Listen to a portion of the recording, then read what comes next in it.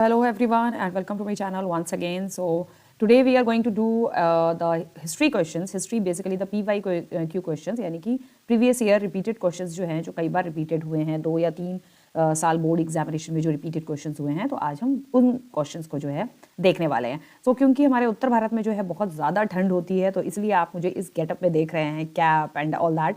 सो इसलिए we have to save our self from the winters. So इसलिए आज हम ये रिपीटेड क्वेश्चंस करेंगे। तो हिस्ट्री के ये क्वेश्चंस जो हैं आप बहुत अच्छे से इसको जो है प्रिपेयर कर लीजिएगा और किसी भी तरीके के जो भी रिपीटेड क्वेश्चंस जो मैं आपको यहाँ पे करा रही हूँ उन क्वेश्चंस को आप छोड़िएगा मत किसी भी हाल में, ठीक है।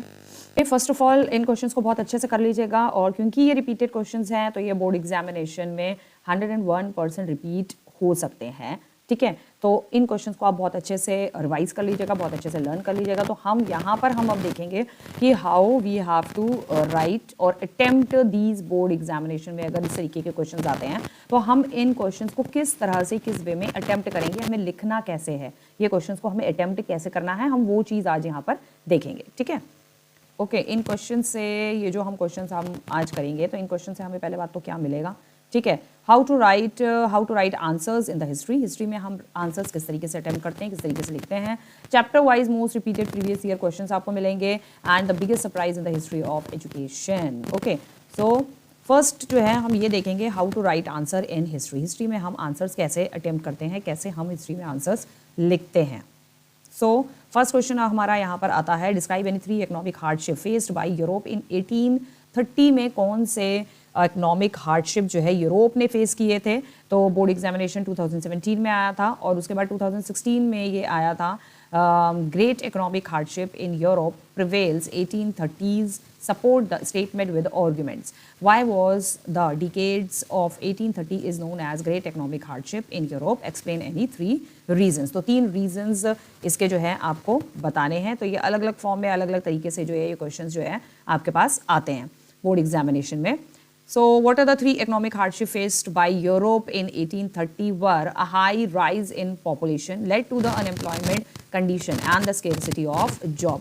रीज़न ये है। सेकेंड रीज़न है the small producers face stiff competition due to import of cheap machine goods from England, क्योंकि अब इंग्लैंड से जो है सस्ती मशीनें जो है ब्रिटिशर्स इंडिया में इंपोर्ट करने लग गए थे, ठीक है। इंडिया में सस्ती मशीनें इंपोर्ट कर रहे थे जिससे कि क्या हो रहा था, जो हमारी कंट्री में जो छोटे कहते हैं ना कारीगर हैं, जो छोटे काम करने वाले, उनके लिए बहुत ही स्टिफ कंपटीशन जो था उनके लिए ये हो गया था, क्योंकि वो बहुत अच्छी मशीन्स होती थी और सस्ती मशीन होती थी और यहाँ पर इन लोगों को जो है इतनी अच्छी मशीन्स होती नहीं थी, हाथ से ज़्यादातर काम होता था।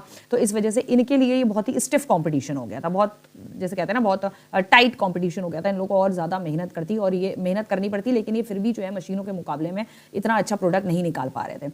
Due to the burden of the feudal dues and taxes there was bad harvest. और फ्यूडल सिस्टम आप लोगों को पता ही है फ्यूडल सिस्टम क्या होता है। तो फ्यूडल सिस्टम जो है था एट दैट टाइम, ब्रिटिशर्स ने इंडिया पे फ्यूडल सिस्टम डाल रखा था। टैक्सेस बहुत अलग अलग तरीके के बढ़ा रखे थे, जैसे कि आज के टाइम पे इंडिया में बीजेपी की गवर्नमेंट के टाइम पे जो है टैक्सेस की भरमार कर रखी है बीजेपी ने, गवर्नमेंट ने। तो उस टाइम पे ब्रिटिशर्स ने जो है टैक्सेस की बहुत भरमार कर रखी थी। Now there was a bad harvest, और साथ ही साथ क्या इकोनॉमिक डिप्रेशन और क्या हो रहा था कि उस साल जो है जो हार्वेस्ट था यानी कि फसलों की जो कटाई का जो सीज़न होता है, कटाई जो थी वो बहुत ही बुरी हुई थी। मतलब अच्छा जो कहते हैं ना हार्वेस्ट यानी कि अच्छा फसल, अच्छी फसल जिसे कहते हैं, अच्छी फसल जो थी वो नहीं मिली थी, ना ही गवर्नमेंट को ना ही लोगों को, जिन लोगों ने मतलब जिन लोगों के खेत वगैरह फार्मर्स वगैरह जो थे, पीजेंट्स थे, उनको अच्छी फसल नहीं मिली थी इस साल के टाइम पे, 1830s के टाइम पे।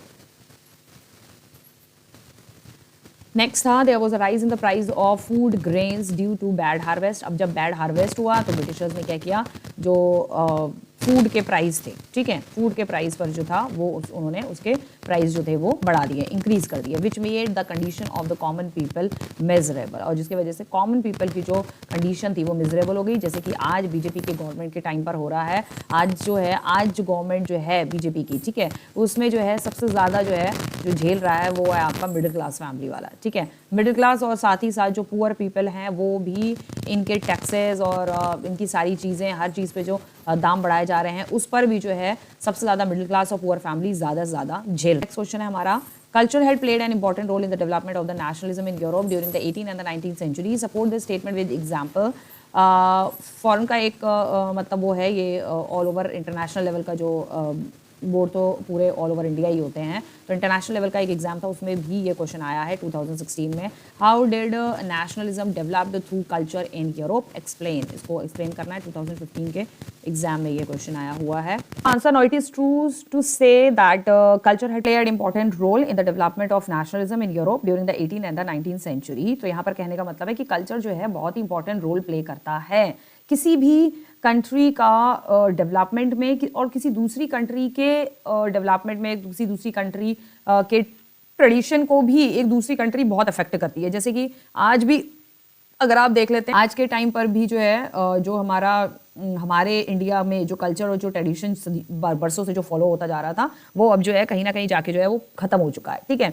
और खत्म होने की वजह से आज जो है वेस्टर्न कल्चर हमारी कंट्री में ज़्यादा चल रहा है। वेस्टर्नाइजेशन, मॉडर्नाइजेशन जिसे कहते हैं, मॉडर्नाइजेशन बहुत ज़्यादा हो गया है हमारी कंट्री में। तो कल्चर किसी भी कंट्री के डेवलपमेंट पे तो इफेक्ट करता ही करता है, लोगों पे भी इफेक्ट करता है, वहाँ के कल्चर पर भी इफेक्ट करता है, वहाँ के ट्रेडिशन पे भी इफेक्ट करता है। तो 18th-19th सेंचुरी में बहुत ज़्यादा इफेक्ट हुआ था। This can be justified with the following example. Romanticism and the cultural movement in the Greece help in developing the feeling of a nationalism.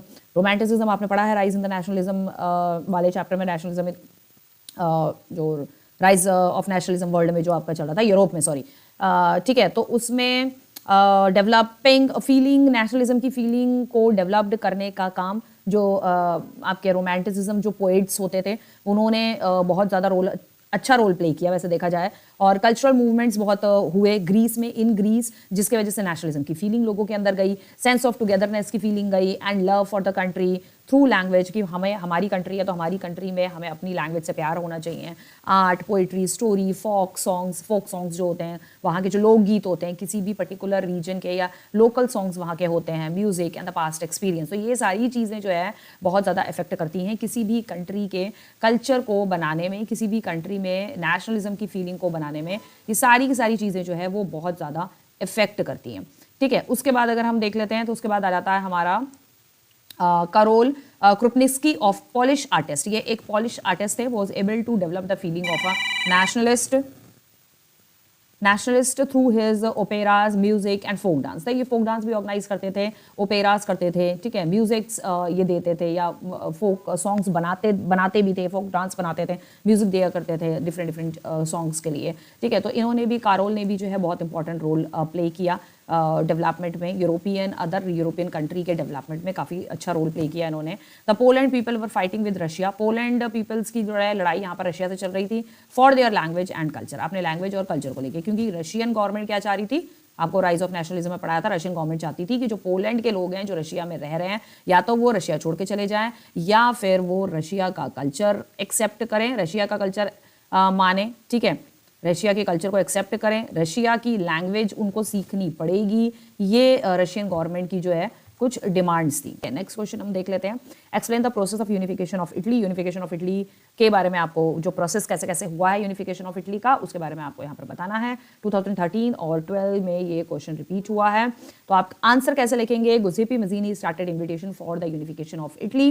He formed a secret society called Young Italy. उसने secret society बनाई थी Young Italy, Giuseppe Mazzini ने, ठीक है। He tried twice but failed both time. 3 बार उसने try किया, try twice 2 बार उसने ट्राई किया, दोनों ही टाइम वो जो है फेल हो गया। लेटर बाद में उसने क्या किया, king Victor Emmanuel II, the only Italian speaking king of politically fragmented Italy, try to unifying Italian with the help of his chief minister Cavour के साथ मिलके गुज़ेपी मज़ीनी ने किंग विक्टर इमैनुअल को, पहले तो वहाँ का ये इनको राजा बनाया, किंग को, विक्टर इमैनुअल II को वहाँ का राजा बनाया, और उसके बाद इनके साथ मिलके, साथ में उनका एक मिनिस्टर था, चीफ मिनिस्टर था कैवोर, उसके साथ मिलके इटली के यूनिफिकेशन का इन्होंने प्लान बनाना शुरू किया। तो chief minister Cavour and the large number of armed volunteer under the leadership of Giuseppe Garibaldi. तो अभी गैरिबाल्डी ने यहाँ पर ये कोशिश करी, अब ये चीज़ जो है मज़ीनी से गैरिबाल्डी पर आ गई। तो under the leadership of Garibaldi के लीडरशिप के अंदर finally unified Italy and Victor Emmanuel became the king of unified Italy 1861। तो 1861 में विक्टर इमैनुअल II जो थे वो किंग बने इटली के,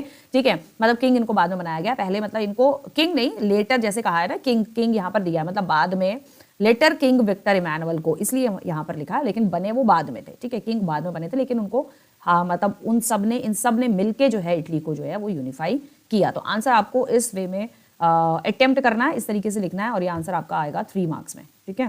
कम टू द नेक्स्ट क्वेश्चन पे हम चलते हैं। Next question obviously next question, explain the process of unification of Germany. 2013 और 12 में ये क्वेश्चन आया हुआ है। Explain the contribution of Otto von Bismarck in German unification. ये दोनों इस अलग अलग वे में आ सकता है। 2011 में भी रिपीट हुआ है, 12 में 13, मतलब 3 साल तक लगातार ये रिपीटेड हुआ है क्वेश्चन। तो ओटो वन बिस्मार्क का जर्मन में यूनिफिकेशन, जर्मनी को यूनिफिकेशन कराने में क्या कंट्रीब्यूशन था, या जर्मनी का यूनिफिकेशन कैसे हुआ, दोनों ही चीजें सेम है। ठीक है, तो इसका आंसर हम देख लेते हैं। द एफर्ट ऑफ द, ये भी क्वेश्चन आपका it comes in also in 3 marks. The effort of installing a constitutional monarchy in Germany.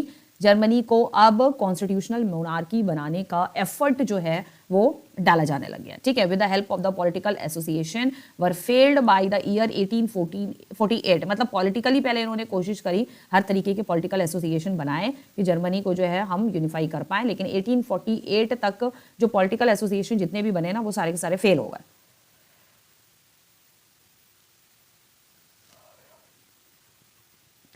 The failure of the Frankfurt parliament. अब यहाँ पर फ्रैंकफर्ट पार्लियामेंट भी इसी के चलते जो थी ये फेल हो गई। फ्रैंकफर्ट पार्लियामेंट के फेल होने के बाद clearly indicated that Germany can be unified only with the combined effort of the monarchy and the army. तो मतलब ये दिमाग लोगों के वहाँ पर जो भी थे आपके पॉलिटिकल लीडर्स थे, उनका यही दिमाग में उनके ये था कि भाई जर्मनी को एक ही तरीके से जो है यूनिफाई किया जा सकता है। That is why it is written Germany can be unified only with the combined effort of, यानी कि मोनार्की और आर्मी, यानी कि राजा और आर्मी मिलके ही जर्मनी को जो है यूनिफाइड कर सकती है, अदरवाइज नहीं होगी। The movement of the unification of Germany was leaded by Prussia. Germany को यूनिफाइड करने का जो ठेका जो था, जो लीड कर रहा था, वो ठेका उठाया पर्शिया ने। ठीक है, देयर आर चीफ मिनिस्टर होते थे उस टाइम पे पर्शिया के। ठीक है, chief minister of Persia auto von Bismarck. तो ओटो वन बिस्मार्क थे पर्शिया के चीफ मिनिस्टर। ठीक है, became the main architect in the process of unification of Germany. तो ये मेन बंदा था ओटो वन बिस्मार्क, जो मेन आर्किटेक्ट था जिसने जर्मनी का यूनिफिकेशन का प्रोसेस को आगे बढ़ाने की कोशिश करी। और ओटो वन बिस्मार्क कहाँ के थे? पर्शिया के चीफ मिनिस्टर थे। सो 3 Wars were fort with Austria, Denmark and France. और यहाँ पर 3 वॉर जो है लड़ी गई जर्मनी के द्वारा। जर्मनी ने 3 वॉर लड़ी। पहली लड़ी आपकी ऑस्ट्रिया के साथ, ठीक है, ऑस्ट्रिया, उसके बाद Denmark and after that France के साथ। ठीक है, तो ये 3 लड़ाइयां इन्होंने अलग अलग लड़ी for over 7 years which finally ended with the Persian victory. और फाइनली, और ये जो लड़ाई थी आपकी 7 साल तक चली, 7 ईयर्स तक ये लड़ाई चली, ये लड़ाई इन्होंने लड़ी और एंड हुई। ये लड़ाई एंड कैसे हुई? ये लड़ाई एंड हुई with the Prussians victory and then after the process of unification of Germany was completed. Prussia की विक्ट्री के साथ, पर्शिया की जीत के साथ ये लड़ाई खत्म हुई और इस लड़ाई को खत्म होने के बाद ही पर्शिया जीत गया और पर्शिया के जीतने के बाद ही जर्मनी का यूनिफिकेशन जो था वो शुरू हो गया। So this question you have to attempt in this way. इस तरह से ही आप इस क्वेश्चन को अटेम्प्ट करेंगे। पॉइंट टू पॉइंट आपको आंसर लिखना है। You no need to have write all the history of the chapter and whole of the chapter of the rise of nationalism in Europe. पूरा चैप्टर आपको लिखने की कहीं वहां जरूरत नहीं है, ठीक है ना। You have to write point to point answers. Okay, come to the next question. Explain any 3 way in which nationalist feeling were kept alive in Poland in the 18th and the 19th century. 2011 में आया हुआ है. Language had played an important role in the development of the nationalism in Europe during the 18th and the 19th century. Support the statement with example. दूसरा question इसी की तर्ज पे, मतलब ये 3 तरीके के अलग अलग तरीके से क्वेश्चन दिए हुए हैं. Explain any 3 way in which nationalist feeling were kept alive in Poland in the 18th and 19th century. 2011 में ये आया हुआ है आपका, ठीक है। सो इसका आंसर हम नेक्स्ट देख लेते हैं। Now come to the answer. The 3 way in which nationalist feeling were kept alive in Poland in the 18th and the 19th century were as follow. तो 3 तरीके से पोलैंड में नेशनलिज्म की फीलिंग को अलाइव रखा गया। अलाइव यानी कि जिंदा रखा गया, कहा जाता है अलाइव रखा गया। नेशनलिज्म की फीलिंग को जिंदा रखने के लिए पोलैंड में लोगों को जद्दोजहद करनी पड़ी 18वीं और 19वीं शताब्दी के आसपास, ठीक है, 19वीं शताब्दी में बल्कि। तो फर्स्ट इसका पॉइंट है the polish people use their culture in maintaining and upgrading there national identity. Polish जो लोग थे वो अपने कल्चर को मेंटेन करके रखना चाहते थे और मेंटेन कर रहे थे, ठीक है, क्योंकि ये तो आपको मालूम ही है कि रशिया ने बोला कि भाई आपको जो है रशियन लैंग्वेज अपनानी पड़ेगी, रशियन लैंग्वेज जो है आपको बोलनी पड़ेगी, ये सारा कुछ बोल रहे थे रशिया, ठीक है। रशिया उनके बेसिकली रशिया जो था वो उनके कल्चर को जो है, उनकी लैंग्वेज को, उनके कल्चर को, सब चीज़ को क्या कह सकते हैं, सब चीज़ को वो ख़त्म करना चाह रहा था कि किसी तरीके से पोलैंड अपना लैंग्वेज, अपना कल्चर, सारी चीज़ें जो है वो ख़त्म कर दे। लेकिन ऐसा नहीं हो सकता। इन्होंने अपने लैंग्वेज, अपने कल्चर सबको ज़िंदा रखा, अपनी नेशनल आइडेंटिटी को ज़िंदा रखा। सेकंड है for their unity and identity they had to use music, अपनी आइडेंटिटी को जिंदा रखने के लिए इन्होंने म्यूजिक का यूज किया। फॉर एग्जांपल कारोल कोरपिनस्काई जो थे वो वहीं के ही थे, ठीक है। Was able to develop the feeling of nationalist through his opera, music, folk and dances. C है थर्ड पॉइंट है, इसको आप 1 2 3 कर लेना, मैंने ABCD कर दिया है, राइट इट इन द 1 2 3, ठीक है। So this question is also comes in the 3 marks. They use their language as a national resistance, अपनी लैंग्वेज को यूज करने रहने के लिए, मतलब हम अपनी ही लैंग्वेज यूज करते रहेंगे, उन्होंने इसी को रेसिस्टेंट किया in church gatherings and other religious instructions. कोई भी रिलीजियस इंस्ट्रक्शंस होते थे या चर्च की कोई भी गैदरिंग होती थे, क्योंकि पोलैंड के लोग भी वहाँ पे भी क्रिश्चियंस हैं, प्रोटेस्टेंट्स एंड कैथलिक क्रिश्चियंस हैं वहाँ पर, तो उन्होंने ये डिसाइड किया कि चर्च की कोई भी गैदरिंग होगी, चर्च होगा, जब भी संडे को चर्च होगा, तो हम अपनी ही लैंग्वेज में जो है हम बातचीत किया करेंगे। हम उनकी रशियन लैंग्वेज में हम बातचीत नहीं करेंगे, हम अपनी ही लैंग्वेज में बातचीत करेंगे, जिससे कि हमारी लैंग्वेज जिंदा रहेगी, पोलैंड का जो नेशनलिज्म की जो फीलिंग है वो जिंदा रहेगी, ठीक है। क्वेश्चन आ जाता है, explain 3 features of the nation state that emerge in Europe in the 20th century. 2011 में आपका ये क्वेश्चन आया हुआ है। And what was the nation state, nation state क्या होता है, how was it different from modern state. Nation state जो है मॉडर्न स्टेट से किस तरीके से डिफरेंट है, ठीक है। So you have to write, और either you have to write the difference between, आप डिफरेंस भी लिख सकते हो, दैट्स ऑल्सो ओके, ठीक है। सो 3 फीचर्स यहाँ पे दिखाए हुए हैं, nation state that emerge in the Europe in the 20th century were. 3 features हमने यहाँ पर दिए हुए हैं, also comes in the 3 marks, ये 3 मार्क्स में आएगा। There were intense rivalry among the nations due to expansion of trade and colonies, सब अपना अपना ट्रेड बढ़ाने के चक्कर में, सब अपनी अपनी कॉलोनीज बढ़ाने के चक्कर में कि हमारी कॉलोनी यहाँ तक बनेगी। फ्रांस अपनी कॉलोनी बना रहा है, जर्मनी अपनी कॉलोनी बना रहा है, ठीक है, ब्रिटेन अपनी कॉलोनी बना रहा है, वहीं ग्रीस या पोलैंड, रशिया सब अपनी अपनी कॉलोनीज बना रहे हैं, ठीक है, अपनी कॉलोनीज बना रहे हैं, बढ़ा रहे हैं और बढ़ा रहे हैं, एक्सपैंड कर रहे हैं, basically expansion of trade and colonies, ठीक है। ट्रेड बढ़ा रहे हैं, हम उससे भी ट्रेड करेंगे, उससे भी करेंगे, उससे भी करेंगे, उससे भी, और अपना अपना एरिया जो है वो बढ़ाते चले जा रहे हैं। तो ये मेन राइवलरी थी सारे नेशंस के बीच में, जिसके वजह से 3 features of the nation state that emerge in Europe in the 20th century. Disintegration of Ottoman empire, Ottoman empire का जो अब तक राज था वो धीरे धीरे धीरे जो था वो डिसइंटीग्रेट हो रहा था। ऑटोमन अंपायर का मतलब है आपके जो मुस्लिम किंग्स थे, ठीक है, मुस्लिम किंग्स भी जो थे जिन्होंने यूरोप पे जो है काफ़ी सालों तक रूल किया, मुस्लिम किंग्स ने, यूरोप की कई कंट्रीज में ऑटोमन अंपायर चलती रही। The subject countries declare themselves as an independent countries, और जो सब्जेक्ट कंट्रीज थी उन्होंने अपने आप को धीरे धीरे उन्होंने अपने आप को इंडिपेंडेंट कंट्रीज जो है वो डिक्लेयर कर दिया, जिसे प्रॉपर आप हिंदी में कह सकते हो घोषित कर दिया, ठीक है। तो धीरे धीरे सब्जेक्टेड कंट्रीज ने अपने आप को इंडिपेंडेंट घोषित कर दिया, ठीक है। Come to the next question पे चलते हैं। Explain any 3 measures introduce by the French revolutionaries, 3 measures बताने हैं जो कि फ्रेंच रेवोल्यूशनरीज ने इंट्रोड्यूस किए थे to create a sense of collective identity amongst the French people. 2010 में आया है question, how did French revolution became the first clear expression of the nationalism, give 5 reason, 5 reason बताने हैं। Analyse the measures and the practice introduce by the French revolutionaries to create a sense of collective identity amongst the French people. तो 2016 में ये question आया हुआ है, ठीक है। बिकेम द फर्स्ट, पहला फ्रेंच रेवोल्यूशन, पहला फर्स्ट क्लियर एक्सप्रेशन क्यों बना नेशनलिज्म को लेकर, मतलब पहला नेशनलिज्म की फीलिंग्स तो सब, मतलब नेशनलिज्म की फीलिंग लोगों के अंदर वहीं से ही जागी। आफ्टर द फ्रेंच रेवोल्यूशन के बाद ही लोगों ने liberty, equality, fraternity, nationalism, patriotism, Republic के ये सारे वर्ड्स के बारे में जो है लोगों ने, बाकी और यूरोप के लोगों ने, यूरोप के बाद फिर बाकी और एशिया और वर्ल्ड के लोगों ने ये सब कुछ जो है जानना शुरू किया कि भाई नेशनलिज्म क्या होता है। तो उसके 5 रीजन जो है आपको यहाँ पर बताने हैं। ओके, सो नेक्स्ट इस क्वेश्चन का आंसर हम देख लेते हैं, how we have to attempt. Obviously this is of 5 marks answer. 3 measures introduced by the French revolutionaries to create a sense of collective identity amongst the French people were, मतलब सबके बीच में, लोगों के बीच में एक कलेक्टिव आइडेंटिटी होनी चाहिए, यानी कि देश के लोगों की एक अपनी आइडेंटिटी होनी चाहिए कि हम इस देश के निवासी हैं, हम इस देश के निवासी हैं, ठीक है। सो इस तरीके की एक कलेक्टिव आइडेंटिटी को मतलब create a sense of collective, यानी कि उसको क्रिएट करके रखना, उस सेंस को, उस फीलिंग को, नेशनलिज्म की फीलिंग को कि हम एक देश के निवासी हैं। बेसिकली मेन जो मोटिव था फ्रेंच रेवोल्यूशनरीज का वो यही था कि हम सब जो है हम एक देश के निवासी हैं, ठीक है, एक देश के निवासी। सो इस कलेक्टिव बिलोंगिंगनेस को, इस कलेक्टिव आइडेंटिटी को फ्रेंच पीपल ने किस तरीके से बना के रखा, क्रिएट करके रखा, इस सेंस को बना के हमेशा के लिए रखा। तो उसमें ये कुछ पॉइंट्स हैं जो आप लिखेंगे। The idea of a la patrie and the la citoyen help the people enjoy right under a constitution. तो फ्रेंच रेवोल्यूशन के टाइम के बाद, फ्रेंच रेवोल्यूशन के बाद जो कॉन्स्टिट्यूशन बना, उस कॉन्स्टिट्यूशन में ला पत्री यानी कि फादरलैंड और ली सिटोनियन जो है डाला गया कि we are the citizen of the country, ठीक है।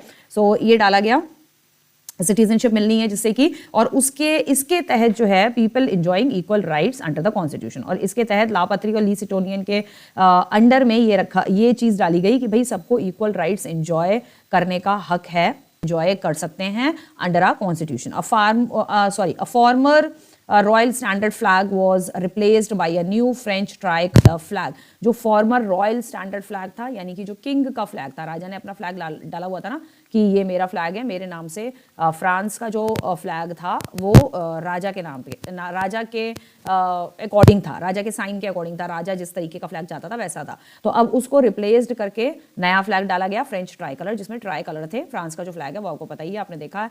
The new state journal was elected, नया जो स्टेट जर्नल था वो इलेक्ट हुआ, उसको बनाया गया, नया स्टेट जर्नल बनाया गया।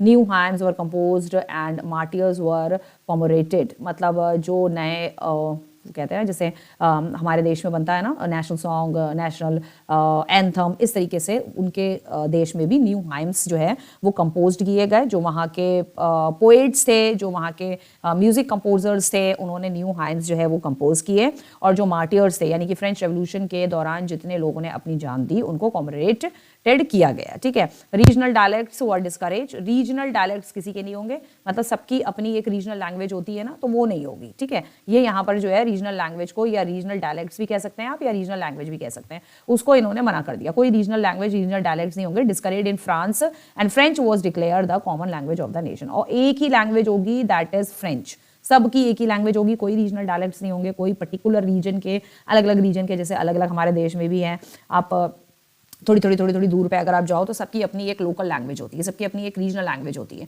ठीक है। तो वो लोकल कह लो लैंग्वेज या रीजनल लैंग्वेज जो है वो सारी खत्म कर दी। फ्रेंच की फ्रांस की एकमात्र लैंग्वेज बना दी गई आफ्टर द फ्रेंच रेवोल्यूशन, और जब कॉन्स्टिट्यूशन इनका बना, ठीक है।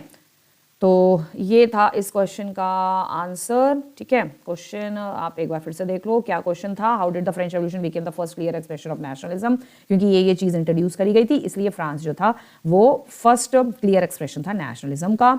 मेजर्स क्या क्या थे, practices introduce by the French revolutionary, a sense of collective identity among the French people. Next question हम देखते हैं, describe in brief the process by which the British nation came into existence. 2010 में ये question आया है, किस process के through जो था वो ब्रिटिश जो था came into an existence, British nation जो है एग्जिस्टेंस में आया।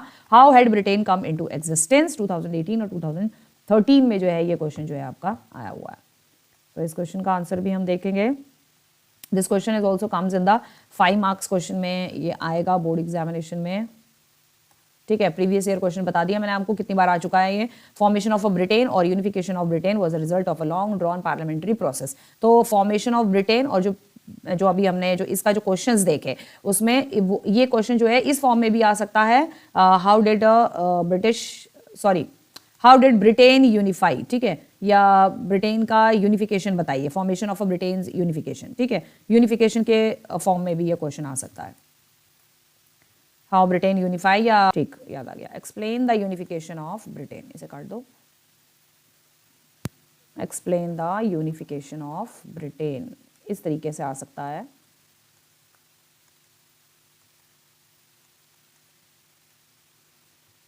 Explain the unification of Britain, ठीक है, इस फॉर्म में भी ये क्वेश्चन आ सकता है। तो आंसर इसका यही रहेगा, सेम आंसर। तो इसलिए यहाँ पर स्टार्टिंग में ही हमने लिख डाला हुआ है फॉर्मेशन ऑफ ब्रिटेन और द यूनिफिकेशन ऑफ ब्रिटेन। ये इतनी जल्दी नहीं हुआ है, यूनिफिकेशन ऑफ ब्रिटेन भी a result of a long drawn parliamentary process. लेकिन ब्रिटेन के यूनिफिकेशन के टाइम पर क्या हुआ है, ब्रिटेन का जो यूनिफिकेशन हुआ है वो आपका पार्लियामेंट्री प्रोसेस के थ्रू जो है वो ज्यादा हुआ है, ठीक है। मतलब पार्लियामेंट में इसका प्रोसेस पूरा का पूरा जो है वो डिजाइन किया गया है, फिर जो है ब्रिटेन का यूनिफिकेशन किया गया है, ठीक है। So before 18th century there was no such nation called Britain. 18th century तक जो है कोई ऐसा नेशन नहीं था जिसे ब्रिटेन कहा जाता था, ठीक है। It was all comprised by the English, Welsh and Scott and Irish.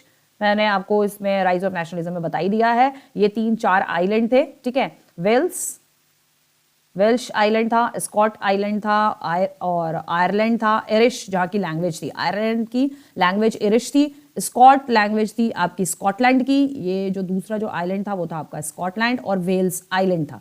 ये 4 आइलैंड थे। दूसरा था इंग्लैंड, ठीक है, इंग्लैंड था। पुराना नेम वैसे भी ब्रिटेन का इंग्लैंड है, तो इंग्लिश जो है यहाँ पर आ रहा है तो वो है आपका इंग्लैंड। तो इंग्लैंड की जो लैंग्वेज थी दैट इज इंग्लिश, ठीक है। वेल्श जो आइलैंड था, वेल्स आइलैंड जो था, वेल्स था, इसकी आइलैंड थी वेल्श, लैंग्वेज थी वेल्श। स्कॉटलैंड की जो लैंग्वेज थी वो थी स्कॉटिश, स्कॉट भी बोलते हैं। और आयरलैंड की, आयरलैंड है ये, आयरलैंड की जो लैंग्वेज थी वो थी आपकी आयरिश, ठीक है। तो ये 4 आइलैंड थे, lived in the British Isles, जो कि ब्रिटिश आइल्स यानी कि ब्रिटेन के आसपास, इंग्लैंड के आसपास ये आइल्स थे यानी कि आइलैंड थे। All these region had their own culture and political tradition, सबका अपना अपना खुद का कल्चर था, खुद की लैंग्वेज थी, खुद का ट्रेडिशन था, पॉलिटिकल ट्रेडिशंस भी अलग थे, सबके कल्चर भी अलग था। Gradually England grew in importance due to its rising wealth and power, which resulted in expansion of her influence over the other countries in that region। धीरे धीरे इंग्लैंड जो था वो आपको पता ही है, इंग्लैंड जो था वो बहुत ज्यादा ग्रीव होने लगा, इंपॉर्टेंस उसकी बढ़ती चली गई, राइजिंग इन वेल्थ, वेल्थ बहुत ज्यादा, धीरे धीरे इंग्लैंड जो था पैसा कमाने लगा, वेल्थ उसके पास बहुत था, पावर उसके पास बहुत थी, और सबसे ज्यादा जो उसकी पावर थी वो थी उसकी नेवी फोर्सेस, जिसे आप नेवल फोर्सेस भी कह सकते हो। नेवल फोर्सेस जो थी वो ब्रिटेन की बहुत ज्यादा थी, और ब्रिटेन की नेवल फोर्सेस होने की वजह से which was resulted in the expansion in her influence over the other countries, और जिसके वजह से उसने अपना इन्फ्लुएंस जो था वो अदर कंट्री के ऊपर डाला, अपनी जबरदस्ती उसने दूसरी कंट्रीज के ऊपर अपना इन्फ्लुएंस डाला, यानी अपना चीजें थोपी उसने in that region. Incorporation of Scotland, उसने जबरदस्ती पहले स्कॉटलैंड को अपना जो है हिस्सा बनाया 1707 में। The act of union between England and Scotland, इस उन्होंने मतलब ये बोला ब्रिटेन ने, इंग्लैंड ने बोला कि हम एक यूनियन बना रहे हैं स्कॉटलैंड और इंग्लैंड के बीच में, ठीक है, लेकिन वो एग्जैक्टली क्या कर रहा था, वो स्कॉटलैंड को अपने में मिला रहा था। Resulted in the formation of United kingdom of Britain, और बाद में ये बन गया United kingdom of great Britain. उसके बाद इन कॉपरेशन ऑफ आयरलैंड, उसके बाद इसने आयरलैंड को ठगा, आयरलैंड को उल्लू बनाया जिसे कह सकते हैं, अपनी बातों में उलझाया, और उलझाने के साथ साथ ही इसने आयरलैंड को भी अपना हिस्सा बना लिया।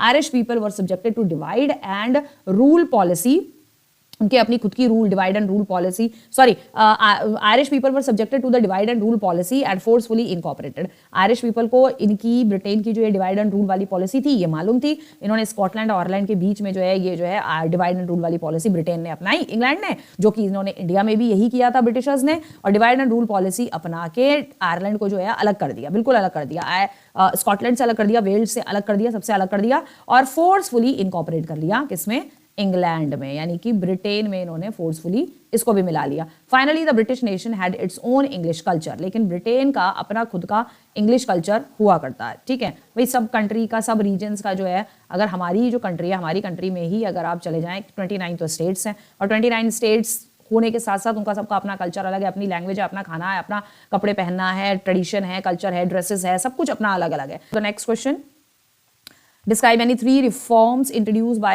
Napoleon in the territories he conquered। कौन से 3 रिफॉर्म्स किए थे नेपोलियन के वो बताने हैं, 2011 में ये क्वेश्चन आया हुआ है। In the territories he conquered, जिन टेरिटरीज को उसने कॉन्कर किया था उन टेरिटरीज में कौन से उसने 3 रिफॉर्म्स किए थे। Napoleon had destroyed democracy in France, but in administrative field he had incorporate revolutionary principle in order to make the whole system more rational and efficient। Analyze the statement where the argument, इस statement को आपको जो है define करना है argument के साथ। 2016 में ये आया है question. Napoleon had no doubt destroyed democracy in France, but in the administrative field he had incorporate revolutionary principle in order to make the whole system more rational. Support this statement, इस statement को support करना है, इनके इसके support में आपको कुछ points देने हैं। 2012 में आपका ये आंसर क्वेश्चन आया हुआ है, तो इसके सपोर्ट में आपको कुछ चीजें, कुछ पॉइंट्स जो है उसने कौन कौन से अच्छे काम किए हैं, वैसे बेसिकली ये आपको बताना है कि उसने जिन टेरिटरीज को कैप्चर किया था उन टेरिटरीज में उसने क्या अच्छे काम किए, क्या क्या नई नई चीजें जो है उसने इंट्रोड्यूस करी थी। तो reform introduce by the Napoleon in the territory he conquered were the Napoleon introduce the civil code in the year 1804 में उसने ये सिविल कोड स्टार्ट किया था, which was also called as Napoleon code, जिसको Napoleon code भी कहा जाता था। It was introduce in order to abolish the privilege were based on birth, to establish equality before the law and to give the right to property to all. बहुत important है, ये बहुत ही ज़्यादा important है, ये ध्यान में रखना कि उसने जो वे चीज़ें इंट्रोड्यूस करी थी उसमें उसने एबॉलिश कर दिया था, मतलब खत्म कर दिया था पूरी तरीके से कि बर्थ के बेस पे किसी को कोई प्रिविलेज नहीं मिलेगा। यानी कि कोई फ्रांस में पैदा हुआ है उसको ज़्यादा प्रॉपर्टी मिले, ज़्यादा सिटीजनशिप का अधिकार मिले, और जो लोग बाहर से आके फ्रांस में सेटल्ड हो गए हैं उनको किसी भी तरीके का कोई राइट ना मिले, ऐसा नहीं होगा। ठीक है, सो ये इसने नई चीज इंट्रोड्यूस करी थी, तो इसको इसने पूरी तरीके से खत्म कर दिया था। ये बहुत ही अच्छी चीज थी टू स्टैब्लिश इक्वालिटी, इक्वालिटी को मेंटेन करने के लिए कि सबको इक्वल चीजें मिले, इक्वालिटी को मेंटेन करने के लिए before the law and to give the right to property to all. Property का राइट जो है उसने सबको दिया था। ये नहीं है कि बर्थ के प्लेस पे अगर कोई यहां पर पैदा हुआ है उसी को प्रॉपर्टी का अधिकार है, और जो बाहर से आके यहाँ पे सालों से रह रहा है या जिसके एंसेस्टर्स सालों से रह रहे हैं उन्हें फ्रांस की प्रॉपर्टी नहीं मिलेगी, ऐसा कुछ नहीं होगा। ये सब खत्म कर दिया। ठीक है, फर्स्ट पॉइंट आपका ये हो गया। सेकंड आपका ये हो गया, he also introduce a system of unifying weight and measure and a system of common currency for the nation which help the people in trade and one region to another. ये भी बहुत अच्छा system इसने start किया था, बहुत ही important भी है। ये इंट्रोड्यूस किया इसने यूनिफॉर्म वेट एंड मेजर, यानी वेट को किसी भी चीज को तोलने का, नापने का, तोलने का। ठीक है, तोलना अलग होता है, नापना अलग होता है। नापना मेजर, वेट तोलना का जो सिस्टम था वो सारा का सारा एक कॉमन करेंसी में कर दिया था। पहले क्या होता था, पहले अलग अलग होता था, यानी कि रीजन टू रीजन, अगर आप इस रीजन से इस रीजन में जाएंगे, फ्रांस के ही अंदर, ये पूरा आपका फ्रांस है या जर्मनी है या कोई भी कंट्री है, तो अगर फ्रांस में ही अलग अलग स्टेट्स बने हुए हैं तो अलग अलग इन स्टेट्स में से, इन रीजन्स में से, जैसे हमारे इंडिया में अलग अलग स्टेट है वैसे ही फ्रांस में भी अलग अलग स्टेट है, अलग अलग रीजन है। तो अगर आप एक रीजन से दूसरे रीजन में जाएंगे तो वहां पे करेंसी का डिफरेंस हो जाएगा।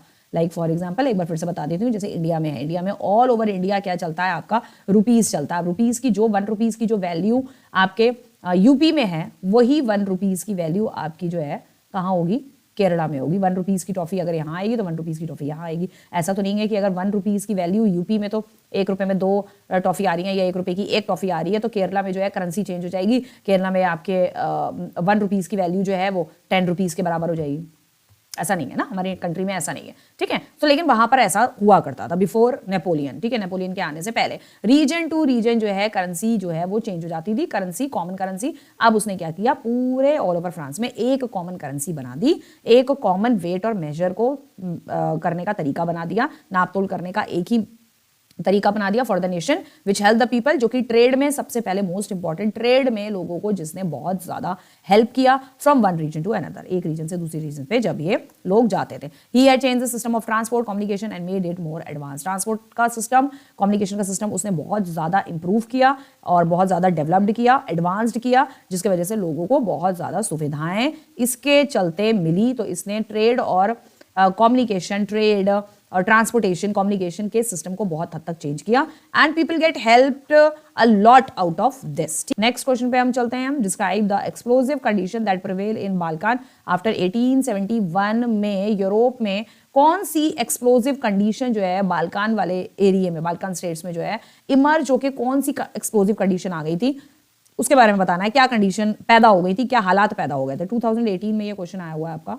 कम to the answer now, the modern day Romania, आज के टाइम का जो मॉडर्न डे का जो रोमानिया है, बुल्गारिया है, अल्बेनिया है, ग्रीस है, बोस्निया है, हर्जगोविना है, सर्बिया है, एक्सेट्रा एक्सेट्रा, यानी कि इसके अलावा और भी बहुत सारे रीजन कह लो या इसके अलावा और भी बहुत सारी कंट्री हैं। ये तो अभी लिमिटेड कंट्री आपको दिखाई हुई है, इसके अलावा और भी कंट्रीज हैं जो कि वर कंप्राइज टुगेदर कॉल्ड बाल्कान्स, जिनको बाल्कान स्टेट टुगेदरली, जब ये सारी कंट्री रीजन्स मिलते थे तो इनको बाल्कान स्टेट्स कहा जाता था, बाल्कान स्टेट कहा जाता था। प्रॉब्लम ये थी कि मतलब मेन प्रॉब्लम ये थी, ये खुद में ये countries Bulgaria, Romania, Greece, Albania, ये सारी कंट्री, सर्बिया वगैरह अपने आप में खुद में इतनी स्ट्रांग नहीं थी कि बहुत ज़्यादा स्ट्रांग इनकी आर्मी हो, ठीक है, या बहुत बड़ी इनकी आर्मी हो, नेवी हो, एयरफोर्स हो, बहुत बड़ी हो, ऐसा कुछ नहीं था। ठीक है, तो इनकी कोई बहुत बड़ी आर्मी तो थी नहीं, तो ऐसा था नहीं, जिसकी वजह से ये ना मतलब एक वीक रीजन्स, एक वीक कंट्री हो गए थे। और इनके ऊपर जो बड़ी बड़ी कंट्री थी वो बस अटैक करके इन सारी कंट्री को अपने में मिलाने की कोशिश करती रहती थी। So they had conflict with one another on the basis of the feeling of nationalism. साथ ही साथ ये भी था कि दे हैड कॉन्फ्लिक्ट, इनके आपस में भी इनमें जो है कॉन्फ्लिक्ट बहुत चलता रहता था, लड़ाई झगड़ा चलते रहते थे basis of the feeling of nationalism. Nationalism की फीलिंग को, नेशनलिज्म यानी कि राष्ट्रवाद, ये हिंदी मेरी इतनी स्ट्रांग नहीं है तो राष्ट्रवाद, ठीक है, राष्ट्रता की फीलिंग को लेकर, नेशनलिज्म की फीलिंग को लेकर जो है ये लोग आपस में जो है ना लड़ते रहते थे कि हमारा नेशन है, हमारा रीजन है, ठीक है, हम अपने रीजन को ज़्यादा स्ट्रांग बनाएंगे, हमारे अंदर नेशनलिज्म की फीलिंग बहुत है। ग्रीस के लोग आपस में लड़ते रहते थे, मतलब बाकी स्टेट से, जो बाल्कन स्टेट से, ग्रीस के लोग उनसे बाकी आसपास के लोग कि हमारा नेशन स्ट्रांग है, हमारी नेशनलिज्म की फीलिंग बहुत है एंड ऑल दैट, ठीक है। इसको लेके लड़ाई झगड़ा। The different Balkan reason were jealous of each other and always for their own identity. इनको अपनी खुद की आइडेंटिटी तो थी, ऑलरेडी थी भाई। ग्रीस को जानता था, अल्बेनिया को, बुल्गारिया, रोमानिया को लोग जानते थे। आज के डे में यूनिफिकेशन ग्रीस का भी हुआ है, आपने पढ़ाई है राइज ऑफ नेशनलिज्म में। ग्रीस का यूनिफिकेशन हुआ, प्रॉपर ग्रीस खैर बनाया गया। यस, यहाँ पर मतलब उस टाइम पे ये रीजन ये मॉडर्न डे है, मॉडर्न डे के रोमानिया और बुल्गारिया और अल्बेनिया। मतलब पहले इनको कोई नहीं जानता था, लेकिन इन जगहों पर रहने वाले जो लोग थे वो अपनी अपनी आइडेंटिटी के लिए लड़ते रहते थे। So always for their own identity. इनको अपनी हमेशा से इनको अपनी खुद की आइडेंटिटी चाहिए थी। So they wanted to gain more territory at the expenses of other. तो ये क्या करते थे, ज्यादा से ज्यादा अपनी टेरिटरी अपने अंडर करना चाहते थे, गेन करना चाहते थे कि हम इस पे अटैक करें। तो ग्रीस चाहता था कि मैं अल्बेनिया पे अटैक करूं या बुल्गारिया पे करूं या सर्बिया पे अटैक करके उनकी टेरिटरी अपने में मिला लूं, चाहे मुझे उसके लिए कितना भी खर्चा करना पड़े, चाहे बाकी जो दूसरा रीजन है, ठीक है, जो बाकी जो देश हैं या बाकी जो रीजन है या जो कंट्री हैं, वो उनका चाहे सत्यानाश हो जाए, लेकिन मुझे अपनी आइडेंटिटी बनानी है, अपने आप को स्ट्रॉन्ग मुझे दिखाना है। तो ये बाल्कन स्टेट्स की अपनी खुद की अलग ही प्रॉब्लम चले पड़ी थी, ठीक है। Balkan also became the scene of big power rivalry. अभी जो मैंने फर्स्ट उसमें बताया था कि इन स्टेट्स के लिए जो बड़ी बड़ी कंट्री थी, ये खुद में तो इतने स्ट्रॉन्ग इतने ज्यादा नहीं थे, लेकिन फिर भी आपस में लड़ता रहते थे। लेकिन जो बड़ी बड़ी राइवलरी थी, बड़ी बड़ी कौन सी, रशिया, अमेरिका, ठीक है, जर्मनी, ठीक है, साथ ही फ्रांस, ये तो अपने में बड़ी बड़ी कंट्री थी उस जमाने में, उस टाइम पीरियड में, ठीक है। तो ये जो बड़ी बड़ी कंट्री थी became the sense of big power rivalry. ये कंट्रीज जो थी, ये बड़ी बड़ी राइवलरी थी, ये आपस में ही इन स्टेट्स के लिए लड़ाई झगड़ा इनकी चलती थी। तो each power, Russia, Germany, England, yes England भी था इसमें, ठीक है, इंग्लैंड भी शामिल था। England were keen to take hold on Balkan states यहाँ पर लिखना चाहिए था। और तो ये बड़ी बड़ी जो कंट्रीज थी उस जमाने में, तो यही मतलब बेसिकली इंग्लैंड, रशिया, अमेरिका तो खैर इस टाइप आ जाएगा, अमेरिका छोड़ दो, अमेरिका इधर आ जाएगा, मेन रशिया, ठीक है, Russia, Germany, Britain and France, ये ज्यादातर बड़ी बड़ी जो बिग राइवलरी थी, बिग राइवलरी यानी कि बड़ी बड़ी कंट्री जो कि आपस में इन बाल्कन स्टेट्स के वजह से जो है राइवल बन चुकी थी एक दूसरे के, ठीक है। वो इन कंट्रीज पर, इन रीजन्स पर जो है, बाल्कन स्टेट्स पे जो है कब्जा करने के चक्कर में वो आपस में ही एक दूसरे की राइवल बन गई थी, ठीक है। Balkan people use history to prove that they had once been independent. और बाल्कन पीपल्स जो थे वो ये प्रूफ करना चाहते थे कि हम भी इंडिपेंडेंट होना जानते हैं और हम हिस्ट्री में अपना नाम लिखवाना चाहते हैं कि we are now independent nation, we are independent country. तो वहाँ के जो पीपल्स थे वो इस चीज़ के लिए लड़ रहे थे, अपनी इंडिपेंडेंस के लिए लड़ रहे थे, अपनी चीज़ों के लिए लड़ रहे थे। और यहाँ ये बड़े बड़े देश उनके ऊपर कब्जा करने के चक्कर में ये आपस में एवं ही जो है एक दूसरे के दुश्मन बने पड़े थे, ठीक है। Next come to the next question. Nationalism no longer retain its idealistic liberal democratic sentiments by the last quarter of the 19th century in Europe. Analyze the statement with the examples. 2016 का question है ये. Now come to the answer. It is true to say that the nationalism no longer retain its idealistic liberal democratic sentiment by the last quarter of the 19th century in Europe. It was so due to the following reason. तो कुछ reasons के वजह से जो है ये सारी चीजें हुई हैं और ये क्वेश्चन आपका 4 मार्क्स में, 5 मार्क्स में भी ये क्वेश्चन आ सकता है, ठीक है। Nationalism no longer retain its idealistic liberal. तो नेशनलिज्म जो था अपने आप में एक आइडियलिस्टिक लिबरल डेमोक्रेटिक सेंटिमेंट्स नहीं अप्रोच कर पाया, ठीक है। So nationalism started became narrower in belief with in educate and. So nationalism पहले जब स्टार्ट हुआ, जब शुरू में जब नेशनलिज्म फ्रेंच रेवोल्यूशन से जब शुरू हुआ तो पहले बहुत नैरो बिलीफ था लोगों का, मतलब लोग जो थे ना बहुत नैरो वे में सोचते थे, अरे नेशनलिज्म, अरे ये तो ऐसी चीज़ है, अरे क्या नेशनलिज्म, क्या वो, क्या देशभक्ति, हम कहा हमारा देश कहाँ आज़ाद हो पाएगा। मतलब सब लोग अपने अपने कंट्री के बारे में ऐसे ही सोचते थे, भाई हमारा देश कहाँ आज़ाद हो पाएगा, हमें तो ऐसे ही जीना है। तो लोगों की बहुत ही नैरो अप्रोच थी, बहुत नैरो बिलीफ था, ठीक है। लोग ज़्यादा ब्रॉड में वे में नहीं सोच पाते थे। Now the concept of nationalism was changing in its meaning as more area of influence. जैसे जैसे नेशनलिज्म ने ज़्यादा से ज़्यादा एरिया कवर करता गया, तभी लोगों की के ऊपर जैसे जैसे एरिया ज़्यादा से ज़्यादा नेशनलिज्म बढ़ता चला गया, was changing it's meaning. Nationalism ने अपना मीनिंग जो है धीरे धीरे, नेशनलिज्म का मीनिंग भी धीरे धीरे चेंज होता गया और लोगों पर इसका इन्फ्लुएंस जो है वो ज़्यादा पड़ता चला गया।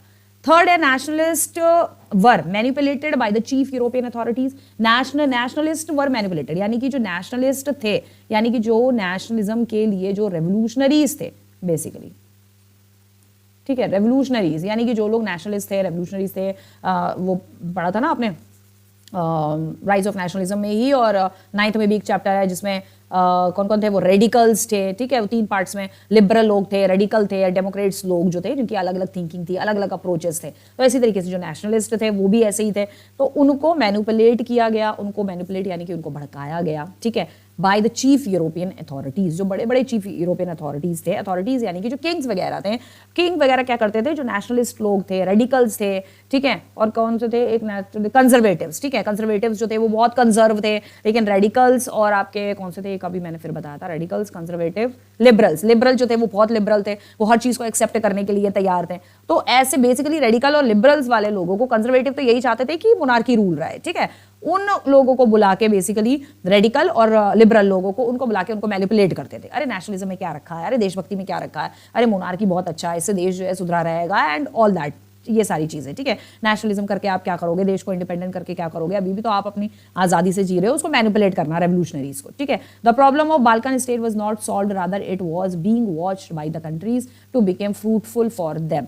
बाल्कन स्टेट वाला जो प्रॉब्लम था वाज नॉट सॉल्व, वो सॉल्व नहीं हुआ, रादर इसलिए सॉल्व नहीं हुआ being watched by the countries, क्योंकि जो बड़ी बड़ी कंट्रीज थी, जो बिग पावर्स थी, ठीक है, कि जो बड़ी बड़ी कंट्री थी, रशिया हो गया, खासकर इंग्लैंड हो गया और जर्मनी, ठीक है, ये जो बड़ी कंट्रीज थी वो ज्यादातर क्या देख रही थी, to became fruitful for them, कि बाल्कन स्टेट्स की प्रॉब्लम को तभी सॉल्व किया जाए जब हमारे लिए कुछ फायदा हो, कुछ फ्रूटफुल चीजें जो है, बाल्कन प्रॉब्लम को सॉल्व करके कुछ फ्रूटफुल चीज जो है वो हमारे लिए अगर निकल के आती है, तभी जो है बाल्कन की जो स्टेट्स हैं उनकी प्रॉब्लम को जो है वो सॉल्व तभी हम कर सकते हैं। Was not solve, rather it was being watched by the countries to become fruitful for them, ठीक है।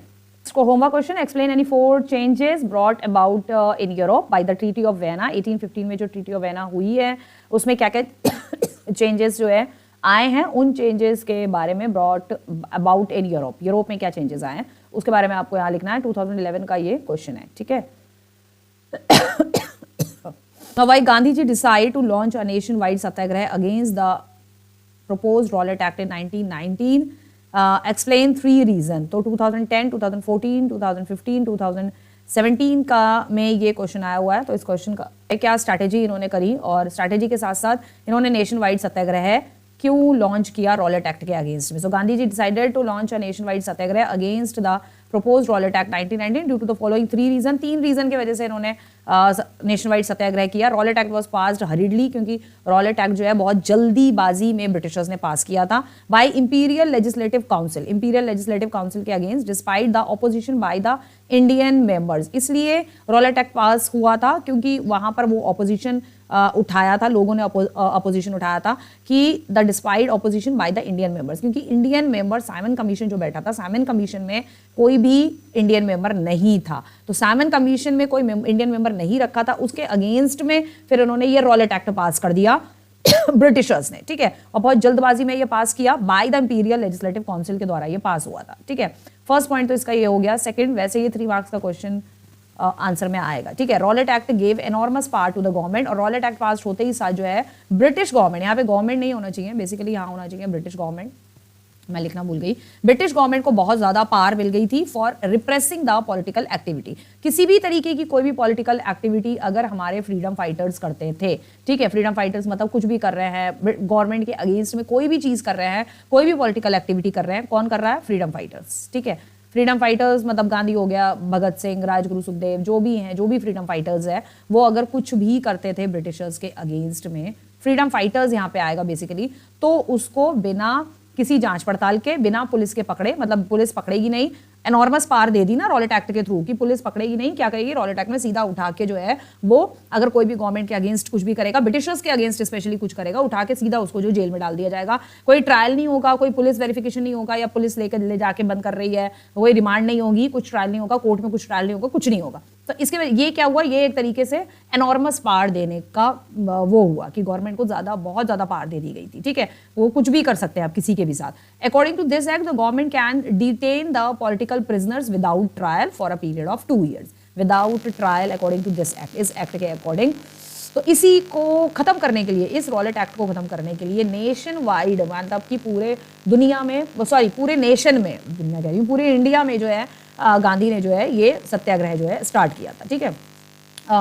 मतलब गवर्नमेंट जो है वो विदाउट एनी ट्रायल, मैंने भी बताया कोई ट्रायल नहीं होगा, कोई कुछ नहीं होगा, और 2 साल तक के लिए जो है उसको प्रिजन में डाल देगी। पॉलिटिकल प्रिजनर्स उनको बोल के कि पॉलिटिकल प्रिजनर्स हैं, उनको इम्प्रिजन कर दिया, जेल में उठा के डाल दिया जाएगा, ठीक। जो हमारे फ्रीडम फाइटर है उनके लिए पॉलिटिकल प्रिजनर्स, हमारे लिए तो वो फ्रीडम फाइटर्स थे जो देश की आज़ादी के लिए लड़ाई लड़ रहे थे, ठीक है। Why did Gandhi decided the non cooperation movement in February 1922, explain 3 reason. 3 reason आपको इसमें बताने हैं कि गांधी जी ने क्यों डिसाइड किया विड्रॉ करना, नॉन कॉपरेशन मूवमेंट को विड्रॉ करना। क्योंकि नॉन कॉपरेशन मूवमेंट में ज़्यादातर लोग वैसे पार्टिसिपेट कर ही नहीं रहे थे, और जब नेशनलिज्म इन इंडिया पढ़ने पढ़ाया था तो आपको ये सारी चीज़ें बता रखी हैं मैंने। 2015 और 17 में क्वेश्चन आया था, how to attempt the answer, answer आपको किस तरीके से अटेम्प्ट करना है ये आंसर। तो Gandhi decided to withdraw the non cooperation movement in February 1922 due to the following 3 reason. 3 reason बताए हुए हैं यहाँ पे, 3 मार्क्स में ही ये क्वेश्चन आएगा। 3 रीजन पूछें तो 3 मार्क्स में ही 3 पॉइंट ही लिखने हैं आपको, और 3 मार्क्स में ही आता है वो question. So non cooperation movement was turning violent in many places, बहुत सारी प्लेसेस ऐसी थी, पढ़ चुके हो आप। नॉन कॉपरेशन मूवमेंट जो था उसने एकदम से वायलेंट रूप ले लिया था, ठीक है। सेकंड पॉइंट इसका है, Chauri Chaura incident led to the death of the 11 police officer and Gandhi immediately called off the non cooperation movement after that. तो चौरी चौरा हत्याकांड जो हुआ था उसमें 11 पुलिस वाले मार गए थे, जिसमें पुलिस चौकी जला दी थी, और भी बहुत सारी उनका सारा चीज़ें पुलिस वालों की, ब्रिटिश पुलिस की जो है, स्पेशली ब्रिटिश पुलिस, ठीक है, British police and British officials ही ज़्यादा मारे गए थे। ब्रिटिश ऑफिशियल इंडियन भी थे, लेकिन मतलब टोटल 11 पुलिस वाले जो है इसमें मारे गए, ठीक है। तो उसके बाद जो है गांधी ने जो है इमीडिएटली नॉन कॉपरेशन मूवमेंट यहाँ से, इस प्लेस से जो है तुरंत वापस ले लिया था, ठीक है। एंड थर्ड रीजन इसका ये था कि some of the Congress leader were not willing to continue the non cooperation movement. Congress leader तो पता नहीं क्या ही है उनका, तो कांग्रेस लीडर का तो ये तो आपको मालूम ही है, नॉन कॉपरेशन मूवमेंट को आगे कंटिन्यू नहीं करना चाहते थे, because they were try to the mass struggle से वो अब परेशान हो चुके थे। Wanted to participate in the council election, और वो काउंसिल इलेक्शन यानी कि जो ब्रिटिश गवर्नमेंट थी उसमें पार्टिसिपेट करना चाह रहे थे, कि ब्रिटिश गवर्नमेंट के में जो है किसी तरीके से हमको पार्टिसिपेशन मिल जाए। And they wanted to criticise the British policies within the council, और वो ये चाहते थे कि काउंसिल के अंदर रह के हम ब्रिटिश की जो पॉलिसीज़ हैं, ब्रिटिशर्स की जो पॉलिसीज़ है उनको हम क्रिटिसाइज़ करें, और क्रिटिसाइज़ करने से क्या होगा, वो अपनी पॉलिसीज़ जो हैं वो ज़्यादा दिन तक वो चला नहीं पाएंगे, हम पे कोई भी चीज़ें वो थोप नहीं पाएंगे। वो इस मास स्ट्रगल से, नॉन कॉपरेशन मूवमेंट से, जो मतलब कॉपरेट मत करो, उनके साथ कॉपरेट मत करो, इस तरीके के नॉन कॉपरेशन जो स्ट्रगल जो चल रहा था बीते टाइम तक, उससे जो थे ना वो परेशान हो गए थे, टायर्ड हो गए थे उससे, ठीक है। तो इसलिए नॉन कॉपरेशन मूवमेंट जो है वो विड्रू करना पड़ा गांधी को। एक चौरी चौरा वाले जो इंसिडेंट है उसमें से तो तुरंत ही कर लिया, उसके बाद कांग्रेस के जो लीडर्स थे उनसे भी सपोर्ट नहीं मिला, तो इसलिए वहां से भी इन्होंने वापस कर लिया, पूरे नॉन कॉपरेशन मूवमेंट को इंडिया से वापस ले लिया। The civil disobedience movement was different from the non cooperation. Civil disobedience movement non cooperation movement से अलग था मूवमेंट, ठीक है। Support the statement with examples के साथ इसको बताना है। 2016 और 2014 में ये क्वेश्चन आपका आया हुआ है, ठीक है। सो कम टू द आंसर। सो इन दोनों में आप ये इस तरीके से डिफरेंसेस बता सकते हैं। Non cooperation movement, civil disobedience movement क्या था। नॉन कॉपरेशन मूवमेंट लॉन्च हुआ था 1920s में, ये 1930s में हुआ था।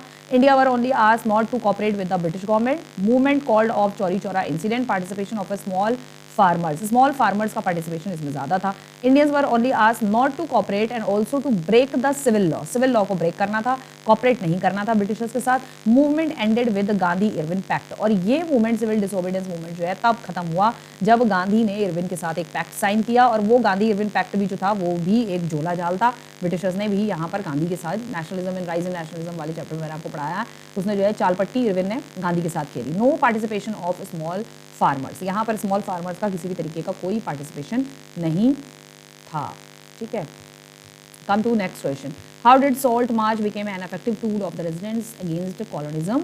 एक्सप्लेन करना है। 2015 का है ये। Why did Mahatma Gandhi find in salt a powerful symbol that could unite the nation. 2016 में ये क्वेश्चन आया हुआ है। ये क्वेश्चन आपका 5 मार्क्स में आएगा, ठीक है। तो be careful for this question, 5 marks में ये क्वेश्चन आपका अटेम्प्ट होगा। Salt became an important weapon to unite Indians during the civil disobedience movement due to its universal necessity and symbolic significance. Here's why. क्योंकि salt एक ऐसी चीज़ है जो हर चीज़ में यूज़ होता है, स्पेशली खाने में, ठीक है। बिना salt के खाना अच्छा लगेगा ही नहीं। और ब्रिटिशर्स भी यूज़ करते हैं सॉल्ट, एक इसलिए उन्होंने ये सॉल्ट को इसलिए यूज़ किया गांधी ने, क्योंकि सॉल्ट एक ऐसी चीज़ है जो कि एक ऊंची जात नीची जात वाला भी यूज़ करेगा, ऊंची जात वाला भी यूज़ करेगा तो नीची जात वाला भी यूज़ करेगा। ब्रिटिशर्स भी जो है सॉल्ट के बिना नहीं रह सकते हैं, ठीक है। तो आपके फ्रीडम फाइटर्स भी सॉल्ट के बिना खाना नहीं खा सकते हैं, या गांधी नहीं खा सकते। कोई भी नमक के बिना जो है कोई भी खाना किसी भी सेक्शन ऑफ सोसाइटी में खाया नहीं जा सकता है। इसीलिए उन्होंने सॉल्ट को जो है एक जरिया बनाया, क्योंकि सॉल्ट एक ऐसी चीज़ है जो उसको हर कोई बंदा यूज़ करता है, चाहे वो फॉरेन का हो, चाहे वो यहाँ इंडिया का हो, इंडिया का निचली जात का हो, ऊंची जात का हो, ब्राह्मण हो, पंडित हो, ब्रिटिश हो, इंडियन हो, कोई भी हो, सॉल्ट को, नमक को हर कोई यूज़ करता है। सो एसेंशियल फॉर ऑल क्लास, ये हर क्लास के लोगों के लिए ये एसेंशियल है, इसीलिए उन्होंने सॉल्ट को लिया। Is a basic necessity of every Indian irrespective of caste, creed और class. The British monopoly on its production and the taxation impacted all section of society equally, making it a unifying issue. Symbol of colonial operation, colonial operation का, इसको दबाने का, colonial जो operation चले तो colonies जो Britishers हमको बना रहे थे उस कॉलोनीज को दबाने के लिए ये एक सिंबल यूज किया, सॉल्ट, ठीक है। British impose heavy tax on salt, prohibited Indians for making their own salt, Indians को मना कर दिया, वो अपना खुद का सॉल्ट जो है नहीं बना सकते हैं। Even though it was naturally available along the coast, बल्कि ये नेचुरली अवेलेबल था, बनाने की कोई जरूरत नहीं थी। अलॉन्ग द कोस्ट, हमारे गुजरात के कोस्ट के तटों पर हमारे पूरा सॉल्ट, नमक जो है वो नेचुरली अपने आप बनता है, हमें सिर्फ वहाँ से उठाना होता है, ठीक है। तो उसे रिफाइन करना होता है, उसे ठीक अच्छा और बनाना होता है, बस। This control represented the broader exploitation under colonial rule, ठीक है। कॉलोनियल रूल के हिसाब से, कॉलोनियल रूल के टाइम पे this control represented the broader exploitation, तो ये बहुत बड़ा एक्सप्लॉयटेशन जो था वो कॉलोनियल रूल के टाइम पे हम पे हो रहा था। Wide spread appeal, the issue of the salt resonated with everyone in the country, ये जो सॉल्ट का इशू था उसे हर कोई इंसान अपना इशू समझ रहा था, छोटी जात, नीची जात, ब्रिटिश, इंडियन, सब अपना इशू समझ रहे थे। It brought together rural, farmer, urban workers, women, children, creating a mass movement. इस सॉल्ट के इशू ने हर किसी को, सोसाइटी के, यानी कि सोसाइटी के हर तत्व के लोगों को साथ में मिलाकर लाकर खड़ा कर दिया था, ठीक है। ये मतलब इस सॉल्ट वाले इशू में हर कोई, जैसे नॉन कॉपरेशन मूवमेंट में सिर्फ स्मॉल फार्मर्स थे, सिविल डिसोबीडियंस मूवमेंट में सिर्फ लीडर्स थे या कुछ और लोग थे, लिमिटेड कुछ चुने हुए लोग थे, लेकिन जो सॉल्ट वाला इशू था, इस सॉल्ट वाले इशू में हर कोई इंसान, हर कोई बंदा जो था वो आके इस सॉल्ट वाले उसमें जो है वो खड़ा था। मतलब इस सॉल्ट का जो मूवमेंट था जो गांधी ने स्टार्ट किया था, इसमें हर कोई खड़ा था, बूढ़ा, बच्चा और जवान, जैसे कि यहाँ पे लिखा, फार्मर, अर्बन वर्कर, सिटी के, शहर के, गांव के, सब लोग आके खड़े थे, ठीक है। सो ये आपको यहाँ पर अच्छे से डिफाइन करना है इस क्वेश्चन को। Describe the main feature of the salt march के main features 2014, 16, 19, explain the importance of the salt march of Gandhi as a symbol of unite the nation. 2017 में ये क्वेश्चन आया होगा।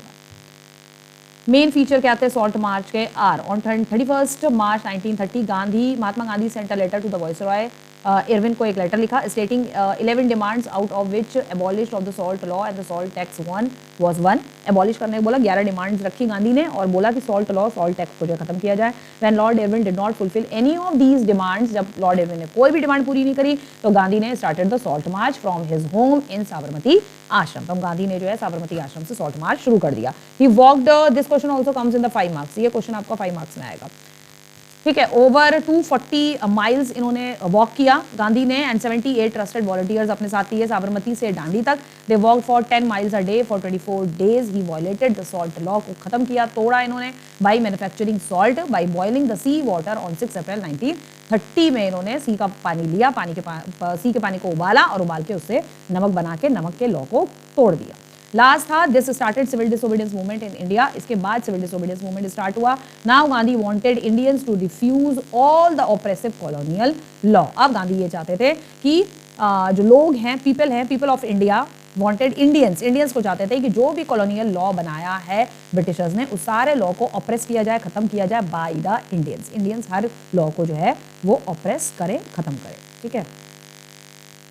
तो ये था इस क्वेश्चन का आंसर। नेक्स्ट हम अपना क्वेश्चन देखते हैं कौन सा है। Explain the idea of a satyagraha according to the Gandhi ji. Gandhi के अकॉर्डिंग जो है सत्याग्रह का आइडिया कहाँ से आया, कैसे आया, ये इसमें बताया है इन्होंने। 2014 का आंसर है। और a satyagrahi means the battle through non violence, explain with examples, 2010 का क्वेश्चन है, ठीक है। तो किस तरीके से आइडिया गांधी के पास आया सत्याग्रह का? Idea of a satyagraha according to Gandhi ji was a novel method of mass agitation. Mass agitation का एक नॉवल मेथड है मास एगिटेशन, यानी कि कलेक्टिवली लोगों को एक साथ मास में खड़ा करना, ये एक नॉवल मेथड है, ठीक है, which emphasises the power of truth and the need to search for the truth. मतलब ट्रुथ की खोज में सच्चाई की ताकत अगर आपके पास है तो आपको सच्चाई को खोजने से कोई नहीं रोक सकता। अगर आप सच्चे हैं, अगर सच्चाई की ताकत आपके पास है, power of truth and the need to search the truth, और तो आपको सच्चाई के साथ आगे तक जाने से कोई नहीं रोक सकता, सच्चाई को खोजने से कोई नहीं रोक सकता, ठीक है। तो ये यहाँ पर इन पॉइंट्स में ये बताया हुआ है, ठीक है। सेकंड पॉइंट है थर्ड, ये 4 मार्क्स में भी आ सकता है, आपका 3 में भी आ सकता है ये क्वेश्चन, ठीक है। ना satyagraha literally mean holding on to truth and Gandhian Satyagraha included staying true to the cause of protest and always being non-violent.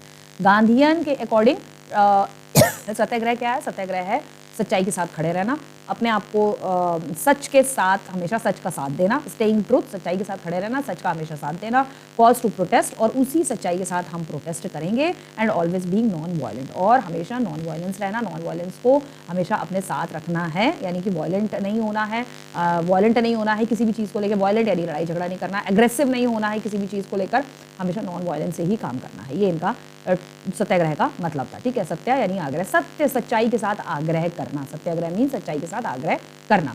Mahatma Gandhi said that if you are fighting for the truth, अगर आप लड़ाई कर रहे हैं सच्चाई के लिए, अगर आप लड़ रहे हैं, एंड अगेंस्ट इनजस्टिस, अगर आप इनजस्टिस के लिए लड़ रहे हैं, यानी कि अन्याय के लिए लड़ रहे हैं, then there is no need of physical force, तो आपको फिजिकल फोर्स यानी कि लाठी डंडे चलाने की जो है कोई जरूरत नहीं है, to defeat the oppressor. To defeat the oppressor, सामने वाला जो आपका दुश्मन है, आपका ऑपरेसर है, आपका एनिमी है।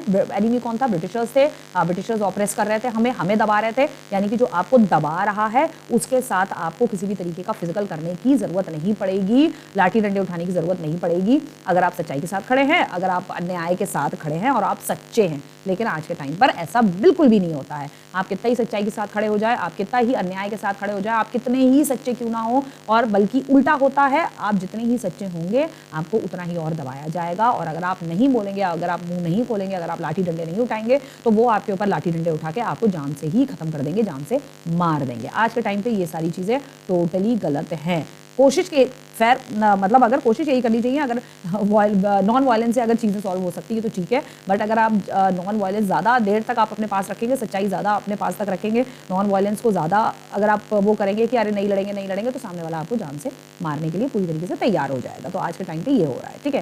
Now this can be possible without being aggressive, तो उनका गांधी का ये कहना था कि ये पॉसिबल हो सकता है विदाउट बीइंग एग्रेसिव, हमें एग्रेसिव होने की जरूरत नहीं है, ये पॉसिबल हो सकता है, ठीक है। The oppressor can be persuaded to see the truth with the use of non violence, जो ऑपरेसर है, जो हमें दबा रहा है, वो देखेगा हमारी सच्चाई की ताकत, हमारी सच्चाई देखेगा, हम सच्चे हैं, हम नॉन वायलेंस के साथ अपना रहे हैं सारी चीज़ों को, हम नॉन वायलेंस रख रहे हैं, लड़ाई झगड़ा नहीं कर रहे, कुछ नहीं कर रहे, तो सामने वाला अपने आप ही परसुएडेड करेगा, यानी कि अपने आप ही वो अपने घुटने टेक देगा। लेकिन ये टोटली रॉन्ग है, ऐसा नहीं होता है, बिल्कुल भी नहीं होता है, ठीक है। गांधी की फिलॉसफी उसी टाइम के लिए ही थी, और उस टाइम के लिए भी नहीं थी, क्योंकि ब्रिटिशर्स भागे भी तभी जब तक वायलेंस देश में नहीं हुआ, तब तक वो नहीं भागे, नॉन वायलेंस से वो नहीं भागे, ठीक है। खैर anyways, come to the next question. Okay, next question आपका आता है, how did the first world war create a economic situation in a colonial India. First world war के बाद जो है इकोनॉमिक सिचुएशन, किस तरीके की इकोनॉमिक सिचुएशन इंडिया में क्रिएट हो गई थी, न्यू इकोनॉमिक सिचुएशन, उसके बारे में आपको बताना है। और how did the first world war, how कैसे फर्स्ट वर्ल्ड वॉर के बाद इकोनॉमिक सिचुएशन, तो गिव 3 रीजन, 3 रीजन इसमें देने हैं, तो बट ऑब्वियस 3 मार्क्स का क्वेश्चन आएगा, ये 2011 का है ये, ठीक है, repeated question. Okay, so what are the 3 reasons, 3 reasons देने हैं, बट यहाँ पर कितने हैं, 1 2 3 4 5 बताए हुए हैं, ठीक है। 3 रीजंस मांगे हैं, 5 दिए हुए हैं हमने यहाँ पर, ये D हो गया, इसको 1 2 3 कर लो, 1 2 3 4 5, तो 3 पूछे हैं तो 3 मार्क्स का हो गया। अगर 5 रीजंस पूछते हैं, या 5 रीजन नहीं भी पूछते हैं, सिर्फ आता है गिव रीजंस, ठीक है, और 5 मार्क्स में है अगर क्वेश्चन, तो आपको ये सारे 5 रीजंस जो है वो लिख रहे हैं। New economic and political situation created in India by the first world war in following veg, यानी फर्स्ट वर्ल्ड वॉर के बाद, ठीक है। Defence expenditure increase in India, Britishers ने क्या किया था, डिफेंस पर एक्सपेंडिचर जो है फर्स्ट वर्ल्ड वॉर के बाद जो है ब्रिटिशर्स ने और बढ़ा दिया था, ठीक है। मतलब अपनी डिफेंस जो थी वो और ज्यादा स्ट्रॉन्ग करना चाहता था, तो उस पर ज्यादा से ज्यादा पैसा खर्च कर रहा था, ओके, ज़्यादा पैसा खर्च कर रहा था। फिर कस्टम ड्यूटीज बढ़ा दी थी, were raised by the colonial government, and income tax was introduce, at very first time income tax जो था वो इंट्रोड्यूस, आज जो जिस इनकम टैक्स की बात जो है हमारे बीजेपी सरकार में निर्मला सीतारमण और जो है मोदी जो है करते हैं, इनकम टैक्स की बात जो करते हैं, that income tax introduce by the Britishers. और वो ब्रिटिशर्स द्वारा इनकम, आप खुद सोचो, ब्रिटिशर्स द्वारा इंट्रोड्यूस करी हुई ऐसी बहुत सी चीजें जो आज तक हमारे इंडिया में अभी भी चालू हैं, जिसको बदला नहीं गया, जिसको चेंज नहीं किया गया, और बहुत सारी चीजों को चेंज कर रहे हैं। ठीक है, कि ये ब्रिटिशर्स ने किया हुआ इसलिए हमने इसको बदल दिया, ये ब्रिटिशर्स ने किया इसलिए हमने इसको बदल दिया, हमने ब्रिटिशर्स की बहुत सारी चीजें चेंज कर दी, पॉलिसीज चेंज कर दी, फलाना चेंज कर दिया, ढिमाका चेंज कर दिया। लेकिन ब्रिटिशर्स का चेंज नहीं हुआ तो क्या नहीं हुआ, आज हमारे इंडिया में डेवलपमेंट, जो कल्चर, ट्रेडिशन, ड्रेस, खाना पीना, ये सब कुछ ब्रिटिशर्स का चेंज नहीं हुआ। ठीक है, लोग ब्रिटिशर्स के, अंग्रेजों के, जिसे उस जमाने में भी और आज के जमाने में भी कहा जाता है, लोग आज भी बोलते हैं, ठीक है, कि अंग्रेज आए थे, अंग्रेजी ये करके गए, तो अंग्रेजों के कपड़े भी तो आप पहन रहे हो, अंग्रेजों का खाना खा रहे हो, अंग्रेजों का लाइफ स्टाइल अपना रहे हो, अंग्रेजों का पूरा लाइफ स्टाइल हमारे बॉलीवुड वालों ने जो है अपनाया हुआ है, साथ ही साथ हमारे मिडिल क्लास फैमिली वालों ने भी अंग्रेजों का लाइफ स्टाइल अपनाया हुआ है। Dining table, pants, T shirts, dresses जितनी आप पहनते हो सारे ब्रिटिशर्स की तो देन है, सारा कल्चर ब्रिटिशर्स का ही है। ब्रिटिशर्स इतने साल, 300-400 साल राज किया है, ठीक है, 200-300 साल, तो कुछ तो इम्पैक्ट लास्ट मोमेंट तक भी, जब तक ये दुनिया रहेगी, इम्पैक्ट तो रहेगा। ठीक है, सो कस्टम ड्यूटी उस टाइम की उन्होंने बढ़ा दी थी, कस्टम ड्यूटी बढ़ा दी थी। इनकम टैक्स जो ब्रिटिशर्स का इंट्रोड्यूस किया गया था, वो आज भी इनकम टैक्स हमारे कंट्री में जो है वो आज भी चला हुआ आ रहा है। सारा का सारा कल्चर आज अंग्रेजों वाला हमारी कंट्री में आज भी चल रहा है। कपड़े, खाना पीना, लत्ता, डाइनिंग टेबल पे बैठना, स्कूल में जो बच्चे टेबल और चेयर पे बैठते हैं, ये किसने इंट्रोड्यूस किया? ये ब्रिटिशर्स ने इंट्रोड्यूस किया। नहीं तो हिंदुस्तानी तो नीचे बैठ के खाना खाते थे, हिंदुस्तानी तो नीचे बैठ के पढ़ाई करते थे, जो गुरुकुल होते थे उनमें नीचे बैठ के पढ़ाई, पेड़ों के नीचे बैठ के पढ़ाई करी जाती थी। टेबल और चेयर का तो कोई नामो निशान ही नहीं था। तो आज भी जो कल्चर जो है ना, हम जो कल्चर यूज कर रहे हैं आज भी, स्पेशली लोग कहते हैं कि अरे अंग्रेजों वाला कल्चर है, अंग्रेजों वाला, अंग्रेज तो ईसाई थे, तो आप भी ईसाइयों का ही कल्चर अपना रहे हैं, आप भी ईसाइयों का ही सारा कल्चर, ड्रेसिंग और सारा खाना पीना सब ईसाइयों का ही कर रहे हैं, अंग्रेजों का ही कर रहे हैं। अंग्रेज वाकई में, अंग्रेज तो ईसाई थे ही। खैर, anyways, increased prices of the commodity के प्राइस जो है वो इंक्रीज कर दिए थे, caused economic hardship for the common people, जिसकी वजह से कॉमन पीपल के लिए जो है वो बहुत ज्यादा इकोनॉमिक हार्डशिप जो है वो पैदा हो गया था। ठीक है, भाई कमोडिटीज़ के प्राइसेस जब बढ़ा देंगे तो लोग कहाँ से खरीदेंगे, लोगों की इनकम नहीं बढ़ रही है, जो कि आज भी वही हो रहा है, वही ब्रिटिश के ज़माने वाली चीज़ें फिर से आ रही हैं। प्राइसेस की कमोडिटी के प्राइसेस बढ़ाए जा रहे हैं, ये टैक्स, जीएसटी टैक्स, फलाना tax, road tax, toll tax, ये सारा टैक्सेस बढ़ाए जा रहे हैं। सैलरी नहीं बढ़ रही है, इनकम नहीं बढ़ रही है, तो मिडिल क्लास फैमिली मरेगा नहीं तो फिर और क्या होगा। ठीक है, जो ब्रिटिशर्स ने सालों पहले किया वही आज बीजेपी जो है अगेन उस चीज़ को दोहरा रही है। For the continuous supply of the soldiers, the villages were called upon and the recruitment was done forcefully. Continuous supply of the soldier, Britishers ने फर्स्ट वर्ल्ड वॉर के टाइम में, फर्स्ट वर्ल्ड वॉर चल रही थी, first world war के बाद का नहीं है सीन है, फर्स्ट वर्ल्ड वॉर चल ही रही थी, अभी कुछ लास्ट के 1-2 साल के टाइम का है। यहाँ पर इन्होंने सोल्जर्स की जो भर्ती थी वो ज़्यादा बढ़ा दी थी, और ज़्यादा विलेज के गाँव के लोगों को पकड़ के आर्मी में भर्ती कर रहे थे, पकड़ के फोर्सफुली जबरदस्ती भर्ती कर रहे थे, फर्स्ट वर्ल्ड वॉर में भेज रहे हैं, फर्स्ट वर्ल्ड वॉर में जो है भेज रहे हैं। तो बेसिकली ये क्वेश्चन फर्स्ट वर्ल्ड वॉर के बाद, how did the first world war create an economic situation. अच्छा, फर्स्ट वर्ल्ड वॉर ने जो है कैसे इकोनॉमिक सिचुएशन, किस तरीके की इकोनॉमिक सिचुएशन पैदा कर दी थी इंडिया में। There was a period of a crop failure. अब पीरियड वहाँ पर हमारी कंट्री में ये भी आ गया था, इस टाइम पीरियड पे क्रॉप जो थी हमारी फेल हो गई थी in many part of the country, which caused acute food shortage and the nation wide deaths. लोग जो थे भूख से मर रहे थे, भूखमरी से लोग मर रहे हैं।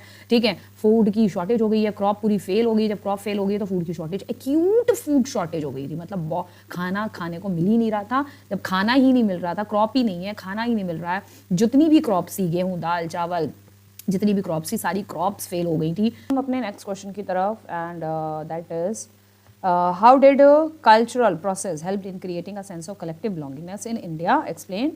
2011 का क्वेश्चन है ये, why did a variety of culture process play an important role in the developing a sense of nationalism in India, explain with example. तो अलग अलग तरीके से ये क्वेश्चन आया हुआ है 2010 में, 2016 में ये वाली इसकी फॉर्म आई है, मतलब क्वेश्चन का आंसर सेम होता है, उसको अलग तरीके से मोल्ड करके जो है एग्जाम में देते हैं। तो हमारे टाइम पे भी ऐसे ही होता था, और करके आता था, लेकिन हमारे टाइम पे अलग अलग क्वेश्चंस आते थे। ठीक है, आंसर भी अलग होते थे, यहाँ पे तो अलग आंसर फिर भी सेम है। ऊपर वाला जो क्वेश्चन है उसमें भी आपको हाउ डिड कल्चरल प्रोसेस बताना है, help in creating collective belongingness, किस तरीके से क्रिएट करता है कल्चर। और इस नीचे क्वेश्चन में भी आपको यही बताना है, variety of a culture process play an important role in developing a sense of nationalism in India. Nationalism in India, collective belongingness in India are meaning the same meaning है उसका। ठीक है, कोई अलग कुछ मीनिंग नहीं है इसका। Come to the answer of this question, and 5 marks question ही बनेगा ये भी आपका। So the culture process has been creating a sense of collective belongingness in India. A image of India was first visualized as a Bharat Mata by Bankim Chandra Chattopadhyay ने पहली बार जो है India की एक इमेजिनरी भारत माता के नाम से एक इमेजिनरी तस्वीर बनाकर जो है पेश करी हिंदुस्तान के लोगों के सामने, ठीक है, हिंदुस्तान के लोगों के सामने इसलिए पेश करी to create a collective belongingness, क्योंकि ताकि देश के सारे लोग जो हैं एकजुट हो के without any caste colour creed के डिस्क्रिमिनेशन के कास्ट के कलर के और कोई भी जेंडर के डिस्क्रिमिनेशन ना करते हुए पूरे हिंदुस्तान के लोग जो हैं एकजुट हों ब्रिटिशर्स के अगेंस्ट में, ब्रिटिशर्स के खिलाफ जो है लोग खड़े हों। तो इसके लिए उन्होंने ये भारत माता की एक इमेजिनरी जो इमेज थी वो जो थी फर्स्ट विजुलाइज्ड करी, मतलब उसको बनाया, उसको तैयार किया। He also made a hymn, Vande Mataram भी उन्होंने लिखा, वॉज रिटन बाय हिम 1870 में। This hymn was later included in his novel Anand Math में, बाद में यही वंदे मातरम जो है डाला गया उन्होंने, एंड सैंग इन द स्वदेशी मूवमेंट इन बंगाल। बंगाल में जो स्वदेशी मूवमेंट चल रहा था तो उस स्वदेशी मूवमेंट के टाइम पे वंदे मातरम जो है गाया गया था। थर्ड जो है वो आता है ट्राई कलर स्वदेशी फ्लैग जो है बनाया गया using red green and yellow, was design during the स्वदेशी मूवमेंट। स्वदेशी मूवमेंट बंगाल में जब चल रहा था तब ट्राई कलर का फ्लैग बनाया गया जिसमें ये 3 कलर थे, विच हैड 8 लोटसेस थे for the representation of the 8 provinces, क्योंकि उस समय हमारे स्टेट्स नहीं बने थे, 29 स्टेट्स, हमारे जो थे 8 प्रोविंसेस थे, ठीक है। एंड क्रिश्चियन मून बनाया गया था, क्रिश्चियन कर का इस तरीके के क्रिश्चियन मून था for symbolising the Hindus and the Muslims, तो हिंदूज और मुस्लिम्स को सिंबलाइज करने के लिए क्रिश्चियन मून जो है वो बनाया गया था। फोर्थ आता है इसका try colour Swaraj flag was design by Gandhi. बाद में ट्राई कलर का एक और स्वराज फ्लैग जो है गांधी ने तैयार किया इन द ईयर 1921 में using the colours red green and white, red green और व्हाइट कलर को यूज करते हुए उन्होंने दूसरा एक गांधी ने नया ट्राई कलर फ्लैग बनाया। तो ये कुछ चीजें हैं जिससे हमें ये पता चलता है कि सेंस ऑफ कलेक्टिव बिलोंगिंगनेस या सेंस ऑफ कलेक्टिव बिलोंगिंगनेस कह सकते हो, या कल्चर जो है वो किस तरीके से इंपॉर्टेंट रोल प्ले करता है नेशनलिज्म इन इंडिया, नेशनलिज्म की फीलिंग को इंडिया के लोगों के बीच में जागृत करने की कल्चर किस तरीके से रोल प्ले करता है। बोलते हैं हम अपना क्वेश्चन, आपके लिए होमवर्क क्वेश्चन देके जा रही हूँ मैं एक और next question. Evaluate the role of a business classes in the civil disobedience movement, 2017 का है। Describe the role of a merchants and industrialist in the civil disobedience movement, 2014 का। ओके, नेक्स्ट क्वेश्चन हम देखते हैं। Explain 3 feature of the hand written manuscript before the age of print in India, 2010, 14 और 16 में आया हुआ है। What were the limitations of the written manuscript in India, explain, CBSE 2014 में आया हुआ है, ठीक है। तो आंसर हम देखते हैं the 3 features of the hand written manuscript before the age of print in India. Before the age of print, age of print India में आने से पहले कौन से हैंड रिटन मैन्युस्क्रिप्ट्स थे, तो उनके फीचर्स क्या थे ये बताने हैं। In India they were written in different languages which were copied on palm leaf पे कॉपी किया जाता था, डिफरेंट लैंग्वेजेस में लिखा जाता था, उसके बाद पाम लीफ पे कॉपी करके और ऑन हैंडमेड पेपर्स या फिर हैंडमेड कुछ पेपर टाइप होते थे उस पर लिखा जाता था। These manuscripts were highly expensive, ये जो मैन्युस्क्रिप्ट होते थे ये काफ़ी हाईली एक्सपेंसिव होते थे, फ्रेजाइल होते थे, needed careful handling, and these were preserved. ये आपका 1 पॉइंट हो गया, 2 हो गया, 3 हो गया एंड 4 हो गया, ठीक है। तो 3 या 4 मार्क्स से क्वेश्चन में ये आ सकता है आपके, ठीक है। And these were preserved by pressing between the wooden cover और swing together. Now these were preserved by pressing between the wooden covers, तो वुडन कवर्स के बीच में इनको प्रेस किया जाता था, ठीक है, और प्रिजर्व्ड किया जाता था, preserved by pressing between the wooden covers, wooden cover के बीच में प्रेस करके इनको प्रिजर्व किया जाता था और स्विंग टुगेदर, ठीक है। Reading the manuscript was not easy, manuscript को पढ़ना ऑब्वियसली बहुत कोई इजी काम नहीं होता था, sorry, okay. And as they were written in different styles which limits its use, क्योंकि वो अलग अलग तरीके के मैन्युस्क्रिप्ट ना अलग अलग स्टाइल्स में लिखे हुए होते थे तो उनको पढ़ना इतना आसान नहीं होता था। तो this is your answer. So in this way you have to write your answer. Come to the next. How did the print bring reading books and hearing public closure? 2015 का क्वेश्चन है ये। Print bring the reading public and the hearing public closer, public को कैसे closer लेकर आई, reading और hearing, okay.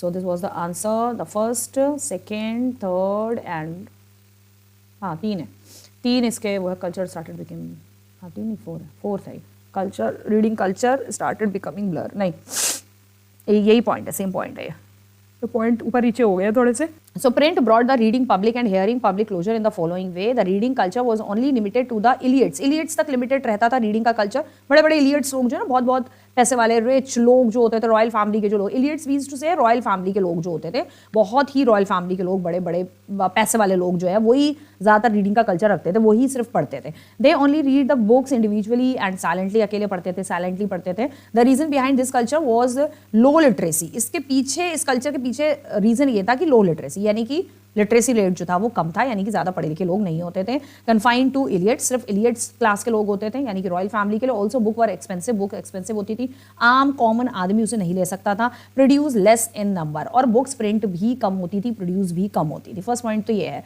Second point आपका आता है to solve the problem of illiteracy as a barrier in the wider reach of the printed books. The popular ballads and the folk tales, beautifully illustrated with pictures, were published, which were sung and recited in the village gatherings and the taverns in towns. तो बाद में क्या हुआ कि ज़्यादा books जो है वो ज़्यादा से ज़्यादा लोगों तक पहुँचे. Wider reach of the printed book, printed book को जो है वो वाइडर लोगों तक पहुँचे, तो वो इलिटरेसी के बैरियर को खत्म करने के लिए, illiteracy as a barrier, illiteracy barrier बन रहा था, उसको खत्म करने के लिए पॉपुलर बैलेड्स तैयार किए गए. ठीक है, जो बुक्स में पिक्चर्स प्रिंट होके आने लगी. ठीक है, फोक टेल्स प्रेजेंट करने लगे, वहाँ के जो लोकगीत होते थे, लोक जो स्टोरीज होती थी, फोक टेल्स यानी कि जो वहाँ की छोटी छोटी जो स्टोरी, राजा रानियों की कहानियाँ जो होती थी ना, परियों की कहानियाँ, इस टाइप की पिक्चर्स के साथ वहाँ पे बुक्स में प्रिंटेड होने लगी, छपने लगी, ताकि ज़्यादा से ज़्यादा लोगों तक प्रिंटेड बुक्स पहुँचे. साथ ही साथ गाने जो गाते थे वो लोग, जो चीज़ वो गाते थे उसी चीज़ को पब्लिश करने लग गए. एंड रिसाइड करते थे, जो विलेजेस में जो गैदरिंग होती थी, विलेजेस में, गाँव में जो लोग गैदर होते थे,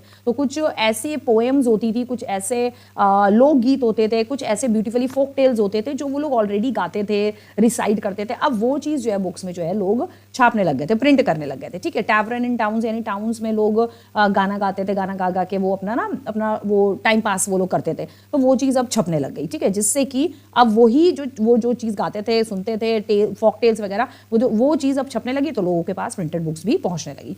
थर्ड जो है इसका पॉइंट यहाँ से है, ये ऊपर नीचे हो गया. ठीक है, ये यहाँ पर होना चाहिए. The common people had the oral culture, common जो पीपल था उसके पास ओरल कल्चर था, while only the rich people had the reading culture. Common people जो था वो तो ओरल कल्चर, मतलब वो ओरली सारी चीज़ें, फोक टेल्स गाना, स्टोरी सुनाना एक दूसरे को. एंड रीडिंग का जो कल्चर था वो ज़्यादातर जो है रिच लोगों के साथ ही था. रिच लोग ही ज़्यादातर जो है रीडिंग वगैरह का कल्चर जो है वो रखते थे, वो ही पढ़ते थे ज़्यादातर. ठीक है, कॉमन पीपल तो आपस में एक दूसरे से बातचीत करके, गाना गा गा के सारी चीज़ें शेयर करते थे.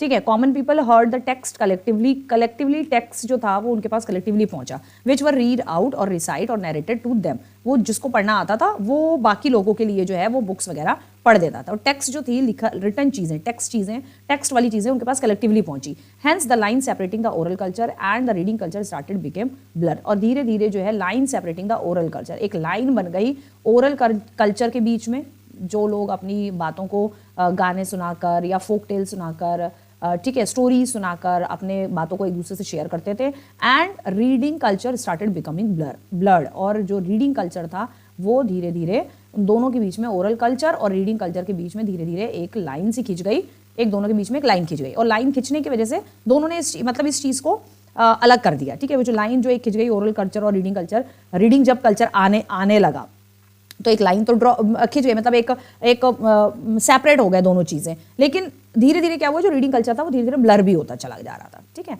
सो ये इसका answer. How far is it right to say that the print culture was responsible for the French revolution? Explain.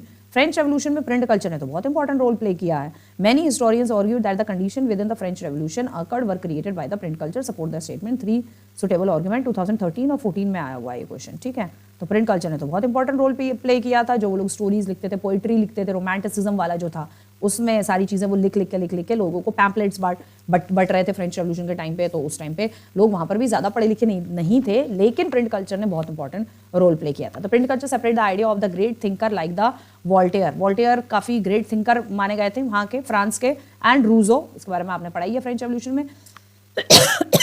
They wanted rule of reason, questioning, rationality, question करते थे गवर्नमेंट से, किंग से क्वेश्चन करते थे, ठीक है। रूल, उनका जो किंग का रूल है उसके ऊपर उसका वो रीजन जानना चाहते थे। डिबेट्स होते थे, dialogues started due to coming of the print culture which resulted in re evaluation of the values. जब प्रिंट कल्चर आ गया तो वैल्यूज को री इवेल्युएट भी करने लग गए, norms and the institution. This had brought the idea of social revolution. और इस चीज़ ने, ये नॉर्म्स, ये इंस्टीट्यूशन, री इवेल्युएशन ऑफ द वैल्यूज, ये जो है सोशल रेवोल्यूशन लेकर आया धीरे धीरे। इसने एक नया आइडिया लेकर आया, वो नया आइडिया था social revolution. Morality of the royal power were criticised. अब रॉयल पावर यानी किंग की पावर को लोग अब क्रिटिसाइज करने लग गए। Social order was question, social order अब क्वेश्चन होने लगा, यानी कि किंग जो भी सोसाइटी के साथ करता था उस पर लोग अब क्वेश्चन करने लग गए थे, ठीक है।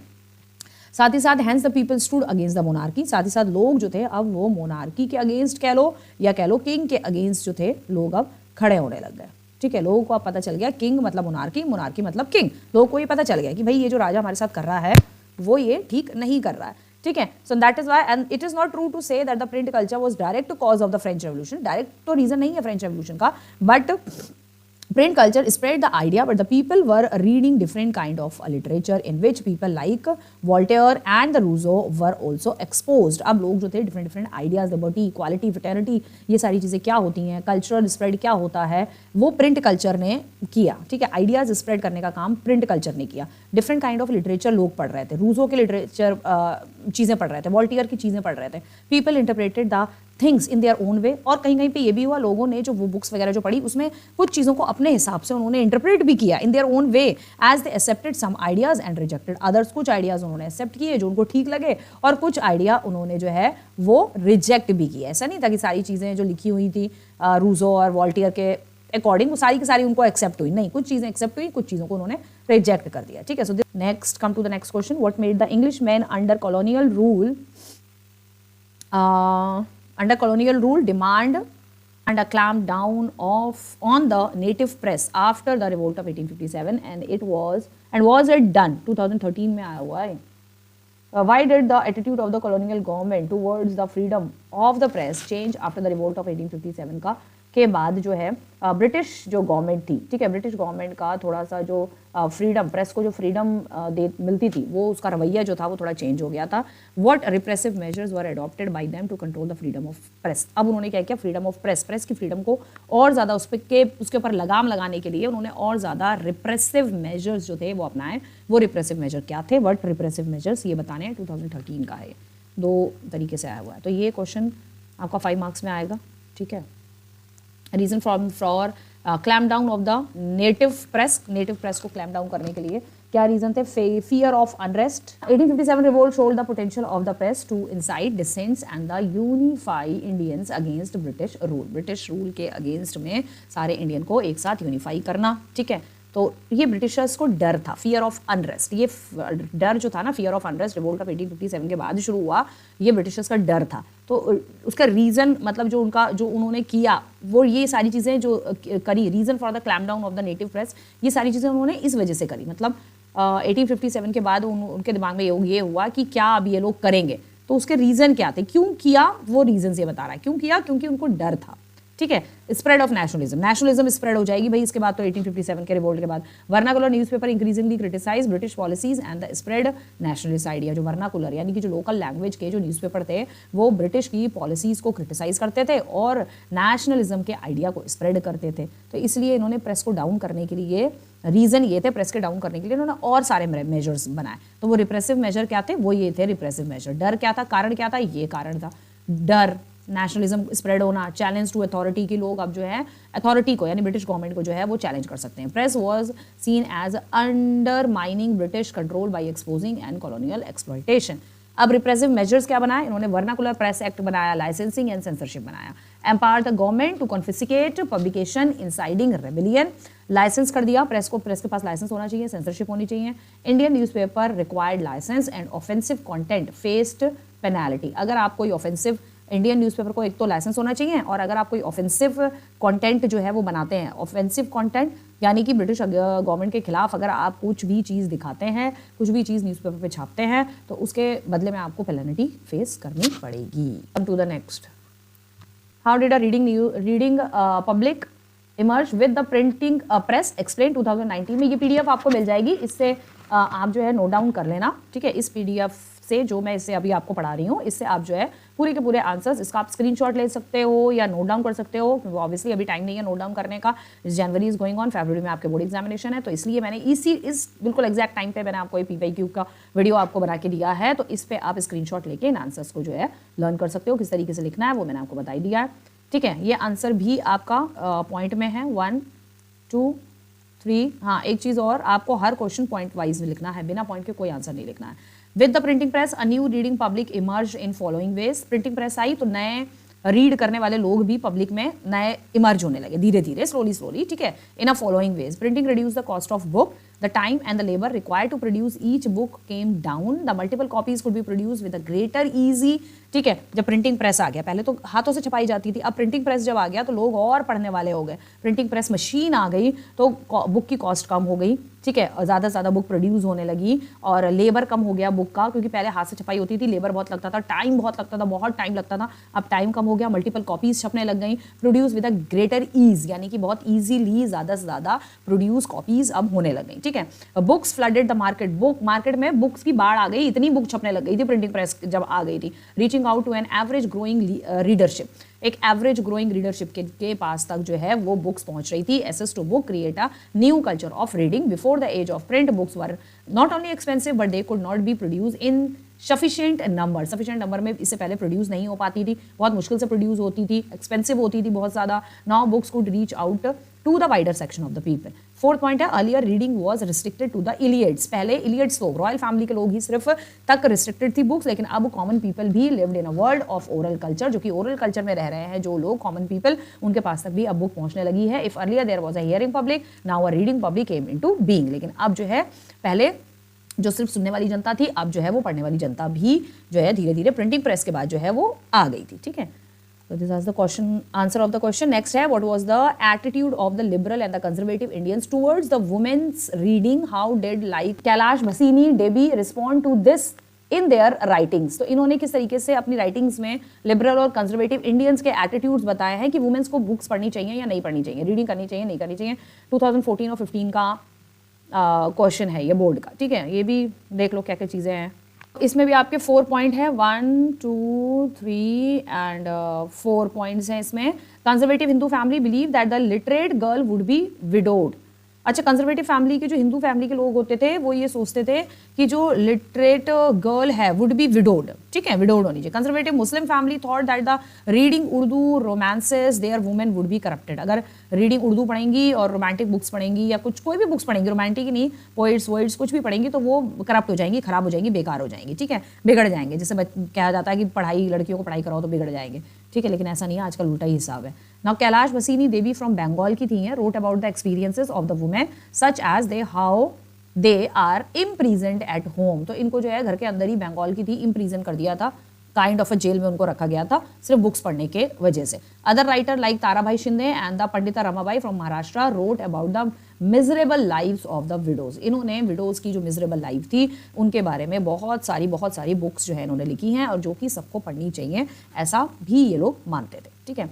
नेक्स्ट क्वेश्चन चलते हैं, who invented the printing press, how did he develop the printing technology. 2019 और 16 के क्वेश्चन में बोर्ड में ये आया हुआ है। Johannes Gutenberg develop the first known printing press in 1430, ये याद रखना, एट स्ट्रासबर्ग जर्मनी।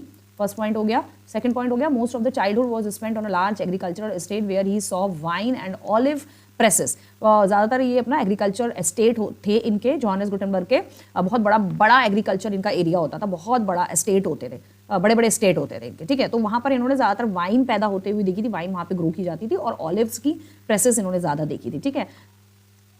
थर्ड है, he learned polishing stones, stone को कैसे पॉलिश किया जाता है ये इन्होंने सीखा। Created lead moulds, the olive press was the olive press was the model for the printing press. जो ऑलिव प्रेस होती है वो एक काइंड ऑफ अ मॉडल था प्रिंटिंग प्रेस का। And the moulds were used for casting the metal type for the letter of the alphabets. ये kind of वो चीज़ें थी जिनसे अल्फ़ाबेट्स के या लेटर्स जो थे वो टाइप किए जाते थे। एक मेटल का कुछ टाइपिंग करने वाला होता था जिससे अल्फ़ाबेट्स या लेटर्स वगैरह जो है वो टाइप किए जाते थे, लिखे जाते थे, ठीक है। एंड होमवर्क क्वेश्चन एक और आपको मैं दे रही हूँ, and that is Martin Luther remark the printing is the ultimate gift of God and the greatest one, explain his remark in light of the religious reform that took place in the Europe.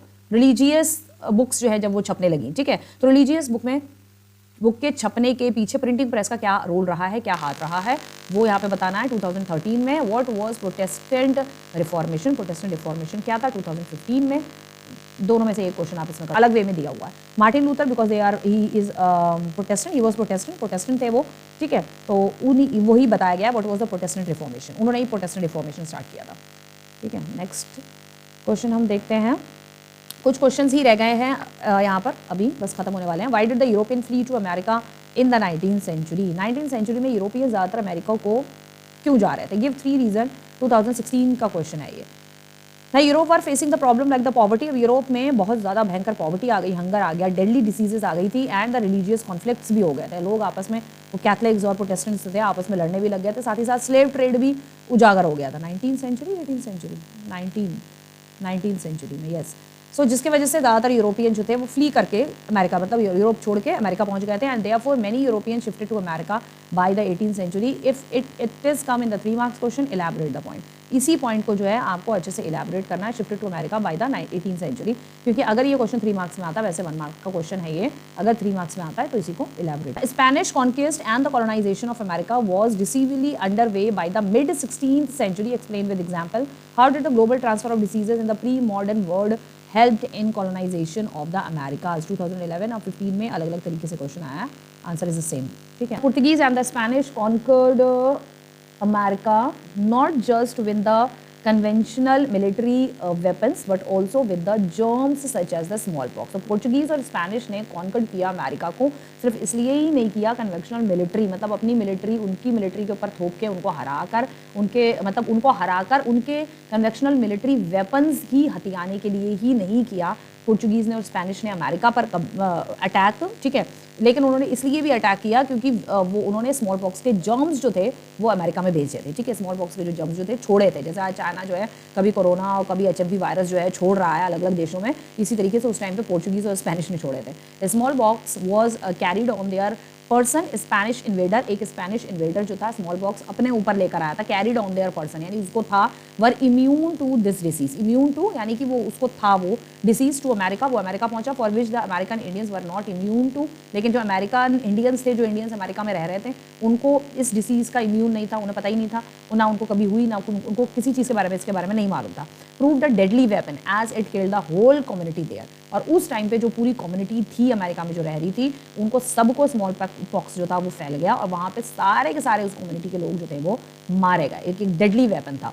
This reduce the population of the native American, तो इसके वजह से क्योंकि Portuguese और Spanish अपने आप को वहाँ पर सेटल डाउन करना चाहते थे, तो उन्होंने जो वहाँ के नेटिव अमेरिकन थे उनकी पॉपुलेशन को पूरी तरह खत्म कर दिया to a great extent and made it easier to colonies their land, उनकी अमेरिका की कॉलोनी को स्पेन ने और पोर्चुगीज ने उनकी अमेरिका को वहाँ पर अपनी कॉलोनीज बनाने के लिए उन्होंने ये हरकत करी, और विच इज़ वेरी रॉन्ग, जो कि बहुत ही ज़्यादा गलत है, ठीक है।